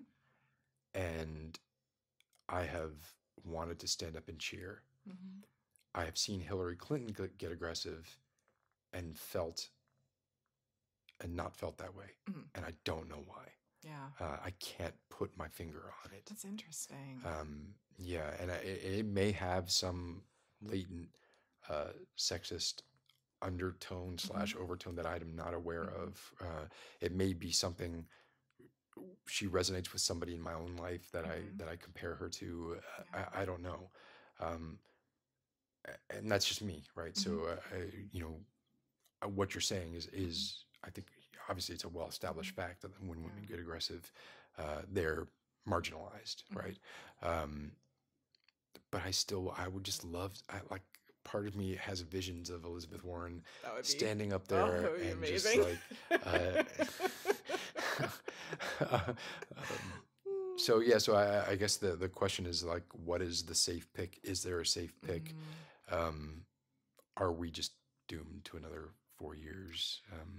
Yeah, I kind of vacillate back and forth because sometimes I feel like a second term is inevitable at this point, and other times I'm like, no, we can take this back. There's still time. Like there's still time. We can do this. If he gets a second term, he's definitely appointing at least one other judge. Yeah. Like Oh yeah. that's Oh yeah. um, Yeah, and I mean it's going to get a lot worse because he's not going to be worried about reelection. oh yeah. Oh gosh. Can you imagine that? Hmm. Ugh. Right. And I mean, he's already made several overtures about, postponing elections and, Oh yeah. extending his Yeah. term. And He wouldn't be against that. yeah, I mean, That was the casual way he dropped it in, like it yeah, was a joke, right. which it probably was half a joke and half not Hmm. a joke, and Right. or maybe a way to slowly introduce it, like Hmm. keep dropping it into the conversation. Yeah, it's like boiling a frog, right? Yes, exactly. Slowly keep Yeah. turning the temperature up Yeah. and they don't even realize that they're getting boiled. Right. Yeah. So yeah, that's what's happening to us. Like what you talked about with being desensitized to violence, right? We're being desensitized to, an authoritarian Yep. regime. Yeah. Um, slowly, day by day, step by step, little inch by little inch. And, if he gets a second term and he knows he doesn't have to worry about reelection, God knows what he'll do. And it can all be done so quickly and so fast. And that's how it happens. Yeah. When you talk to people from these countries that have gone from democracies to, autocracies, is that the right word? Yes, I think so. They just talk about how fast it happens and how quickly it happens and how insidious it is. And, one day you wake up and you're not in the country that you knew anymore, and people are knocking down your door and, the press is gone. Yeah, And this is what happened in India in the early 20th century. Yeah. And people think, well, it can't happen here. Mm-hmm. Can. I mean, why can't it happen Right, here? it can happen anywhere. We haven't been around that long. Right. It's not like we're this is immutable. still a grand experiment. Yeah. It really is. It was funny. I saw a Benjamin Franklin quote on the wall today at one of the museums, and it said something like, you can have democracy if you can keep it. It was something like that. Something like, here's democracy. Let's see if you can keep it, or you can have it if you can keep it. Meaning that it's work. It requires participation. It requires, you to be active. Right. And I think we've kind of lost that a little bit. I think we've lost that a little bit. Like, I remember being a kid, and one of the most important days in our house was election day. And I remember being so excited to go to the polls with my parents. And, we would get a little sticker, and, my mom and dad they were so serious about researching all the candidates and all the issues. I mean, all the way down to like school board, right. And they drilled into us how important it was to be an active participant in our democracy, and how important voting, like how important that right was. And, how honored we were to be able to do this. Like, it was very special, and really important. And, I still remember those feelings. I still remember, I still have those feelings on election day. And I take my vote very seriously, and I do as much research as I can on the candidates and the issues. And, it's getting harder and harder and harder, but I try to do my best. And, I've been voting absentee for a really long time now, just because of how the elections worked in Arizona and how difficult they made it to vote at times, especially in the last election. Like, they closed polling places. They weren't letting people in. Wow. I mean, it was really, really bad. And there were a couple of them where people stood in line for 8 or 10 hours with like no water, no bathrooms, nothing. Wow. Yeah, it was really bad. So, I've voted. It took me 3 minutes to vote. Yeah, see, that's fantastic. Yeah. So I've voted absentee for a really long time, but I always vote. And, I just think it's so important. And, I don't sense that in popular culture anymore. I don't really hear people talking about it, on television. Well, I don't really watch a lot of television, but, it's just not something that I really see a lot of anymore. And maybe I'm not looking in the right places. I don't know, because I know there's a lot of really passionate activists out there, and I had the honor of working with a lot of them. I do think there's a growing feeling of disenfranchisement, a growing feeling of my vote doesn't matter. And if it weren't for the Electoral College, or if the Electoral College did not exist, that would not be a thing, right? Every vote would matter. I mean, apart from, I have yet to hear a good argument against dismantling the Electoral College, or at least an argument that I thought was good, right? There's so much has changed. So the population densities of our states and the distribution of people has changed so much over the last 50 years, not to mention 200 years, right? That things that it just seems like we're blindly adhering to these rules that were set up and were meant for totally different things, and were meant for totally different purposes. Yeah. And the context has changed completely. And when the context changes, you have to reevaluate everything that goes with Yeah. that context, but we're not doing that, right? Right. Our Constitution is a living document. You Yeah. know, the democracy requires our active participation. And yeah, you know, things change. And that's why the founders set it up the way that they did, because they knew that we would have to make adjustments along the way. Hmm. You know, so yeah.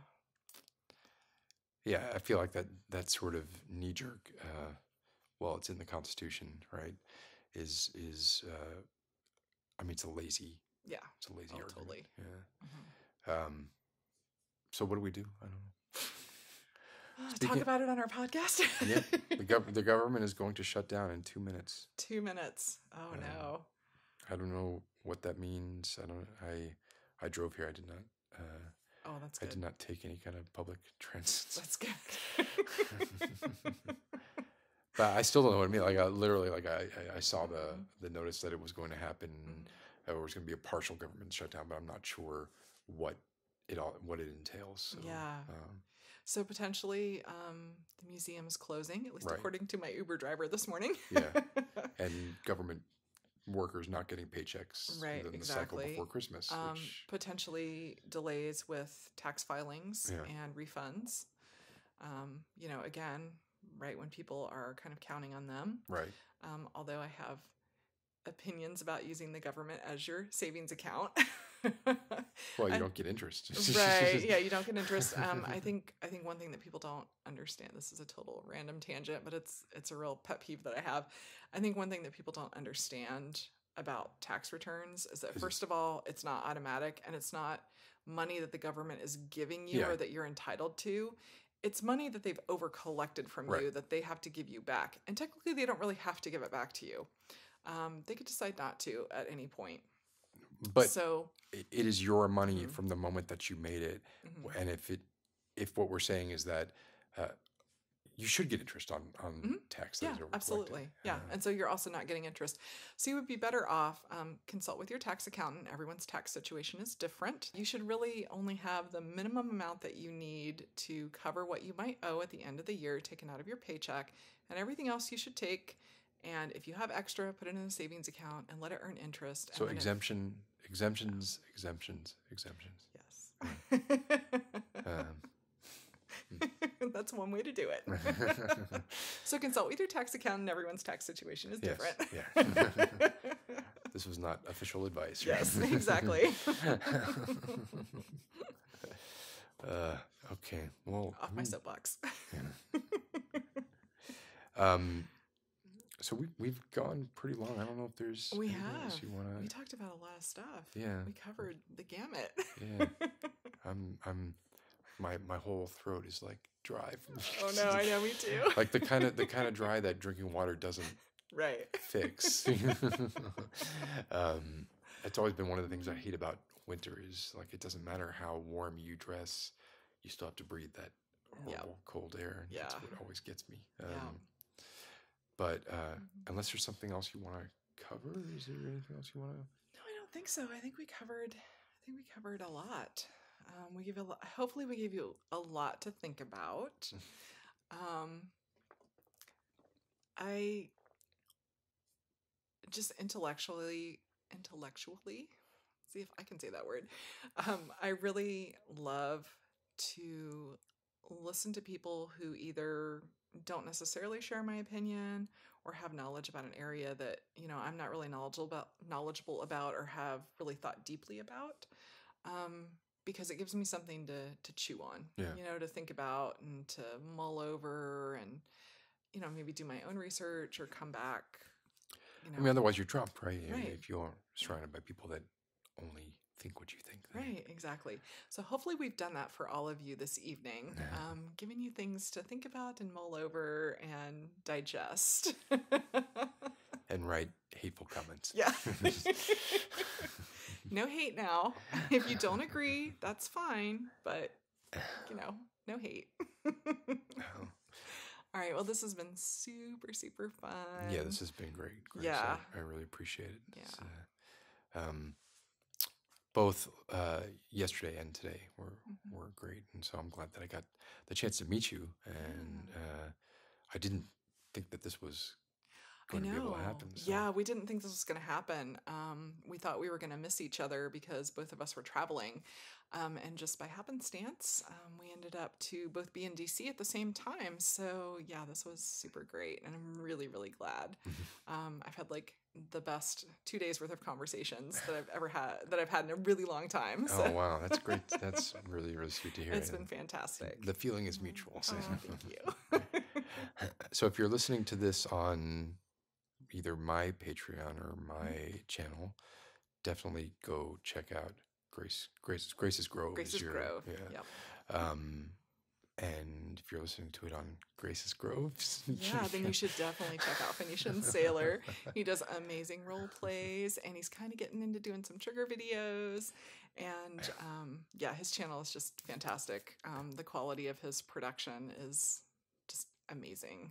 It's visually stunning. It is. It absolutely is. It really is. Thank you. Grace. So definitely go check him out. And yeah, I'm not sure if I'm going to actually do this as my podcast on Wake Up with Grace, or if this will be posted on Patreon. I'm not really sure. So, or maybe I'll do a little of both. I don't know. Figure it out. Yeah, I think we've got like 2.5 hours worth of footage stuff to play with, so you could put parts in different places. Yeah, maybe it'll be like a Where's Waldo, and you'll have to find all the pieces. Yeah, that'd be great. Like the hidden, like a clue to the link. Right. Is Exactly. Watch it to the end, and you'll get the next clue. Yeah. All right. Well, thank you very much, Grace. Oh, thank you. Wonderful. Yeah, and, definitely. I want to collab again, obviously. Yes, yeah, definitely. We came up with some pretty wicked ideas for some collaborations. So I think we both have kind of similar sensibilities. Oh yeah, yeah. Yeah, and we might have a couple surprises for you guys. So stay tuned for that. All right. Okay. Well, thank you, and we'll see you next time. Bye. Bye.